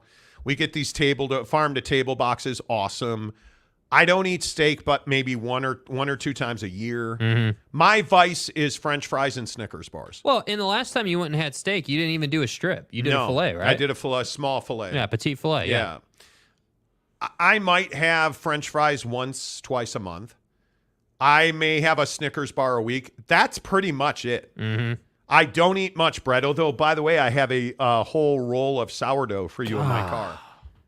Again, these farm-to-table boxes come with these beautiful loaves of sourdough bread. I love sourdough, dude. My wife made this vegan chili, and I just want to cut open the top of a sourdough loaf and pour the chili on there. Okay, we need to talk about this real quick. So there's chili, right? But then there's vegan chili made by someone who pretty much, for the most part, is not vegan but vegetarian. And I have to say, it's next level, dude. Last week, she calls us. She's like, hey, guys, need you to stop by the store to get some cumin. I'm like, okay, you're legit. You need cumin. Right? Like, she knows how to cook, man. Mrs. Monty... You guys, I don't even joke. I'm not even being sarcastic. I am as genuine as I can be 100%. She is the better part of me. She makes great food. She makes that vegan chili. She makes these stuffed squashes, these acorn squashes. She makes all this stuff that's amazing. Yeah. She made these massive corn on the cobs last week that were roasted, and she poured seasoning on there. Again, if you don't have, by the way, if you don't have a smoker, man, 'tis the season, bro. Jump on it. Smoked corn on the cob is just... Real quick in the comments, because then we got to roll. Favorite candy. Now, mine's easily Snickers and Swedish Fish. My wife, we went to Maverick the other day, and I was needing, you know how you just know you need not a rush, but... Yeah. You need like a bump. You need that, yeah. Right? So you get yourself a Snickers bar or some chips or something. So I got myself I really wanted Swedish Fish. And she's like, no, you're not doing that. I got myself a Snickers bar. I went in the cooler and grabbed me a Bucked Up, got a Snickers bar, and I felt great. But she's like, you don't need to do that. You don't need to do that. Yeah. And she's right. I didn't do it. All right, main event says payday. Okay. Cougar Tracks, lettuce, cheese, pickles on sesame seed bun. That would be McDonald's, I believe. That's not good. Tarrant County boy, tofu chili. Really? No, not tofu chili. Nah, dude. You don't need tofu to be a vegetarian, bro. Vegan chili is the devil. It's so good. I love beans. Black beans, pinto beans. So good. I love them. Tofu is highly underrated if prepared properly. Yes, it is. I would agree with that. Kaufman says Butterfingers. Kaufman, where you been, dude? Yeah, Butterfingers are great. I don't mind Butterfingers. Johnny Gonzalez. Brush that melted butter on that toasted corn. Oh, dude, just so good. Get to me. Tarrant County boy. Reese's Quando Twix and Kit Kat. Do they make a combo of that? Is that what you mean? Tanner Plummer, my new favorite candy is Built Bar. I cannot do normal candy anymore. Dude, I've been telling you guys, Built Bar Puffs, they're candy. I mean, please. They're so good. Gary Wolf, Baby Ruth. Cougar Tracks, Reese's Pieces. I can't do it anymore. Mike and Ike's and Reese's Pieces. Reese's Pieces, combo. but they upset my stomach now. I don't know why, but they just do. Whatchamacallit, hail. Yeah. Whatchamacallit is really good. Tarrant County boy, Reese's Cup. Yes. Guys, you need to move to Texas. Brisket sandwich from Buc-ee's are fantastic and easy to pick up on the way home from work. I love brisket. Should do that on since today's National Pulled Pork Day. Is it really? Yeah. What's your favorite meat? Steak. For sure. A well-prepared New York strip is goated. All right. If you're going to put meat on a sando. Meat on a sando, I'm probably going a nice... I'm not a huge shredded pork chicken guy. I mean, you're not. I can do it once in a while. I thought you were. Well, I mean, it's good. But if I'm just making it myself, like I do it all the time. So I'll go to the store. I'll get some chicken breast. Okay. I'll fillet the chicken breast. Pan fry the chicken breast, and then from there, the world's your oyster. I mean, you want to dice it. You want to just put it on the sando. You want to have it on a salad, like a million different ways. So on a sando, yeah, I'm probably, yeah. I mean, I would do some pork, but it's not my first choice. I'd probably go with chicken because I don't eat steak regularly. By the way, quick update in the Shriners Children's Open. Lexi Thompson is +2, tied for 94th. So currently, she will not make the cut. Mm-hmm. So she will be playing early tomorrow. We'll keep you up to date on that one. Man, I think if I'm eating a sandwich, it's shredded barbecue chicken. Again, it's tough to beat. I'm not saying I don't like it. I'm just saying that it takes a while to prepare that. Yep. Turkey chili or chicken chili? Turkey chili. Yeah. Ground turkey chili is bomb. Ron Nolan, Heath Bar. It's the best, but has fallen off the chart. Absolutely. Oh, Nerds were so good, Davis. Oh, my Tell God. me Nerds doesn't have that same Skittles issue. It does. Mike Chase, Baby Ruths are great.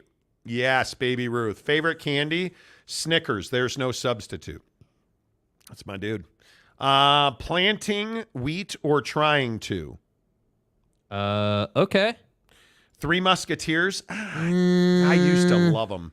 Atlanta, Philly coming up. Let's go, baby. Let's go, baby. Yes. All right, now I have to go. Tomorrow morning, 7 Pacific, 10 Eastern, the Monty Show live on your YouTube machine. If not, catch the replay. You guys, I love you. I love every one of you. That's why I'm telling you, get to TryDayTrading.com/Monty. $10 30-day trial membership, and you're going to fall in love. Till tomorrow, say goodbye, Jake. Goodbye, Jake.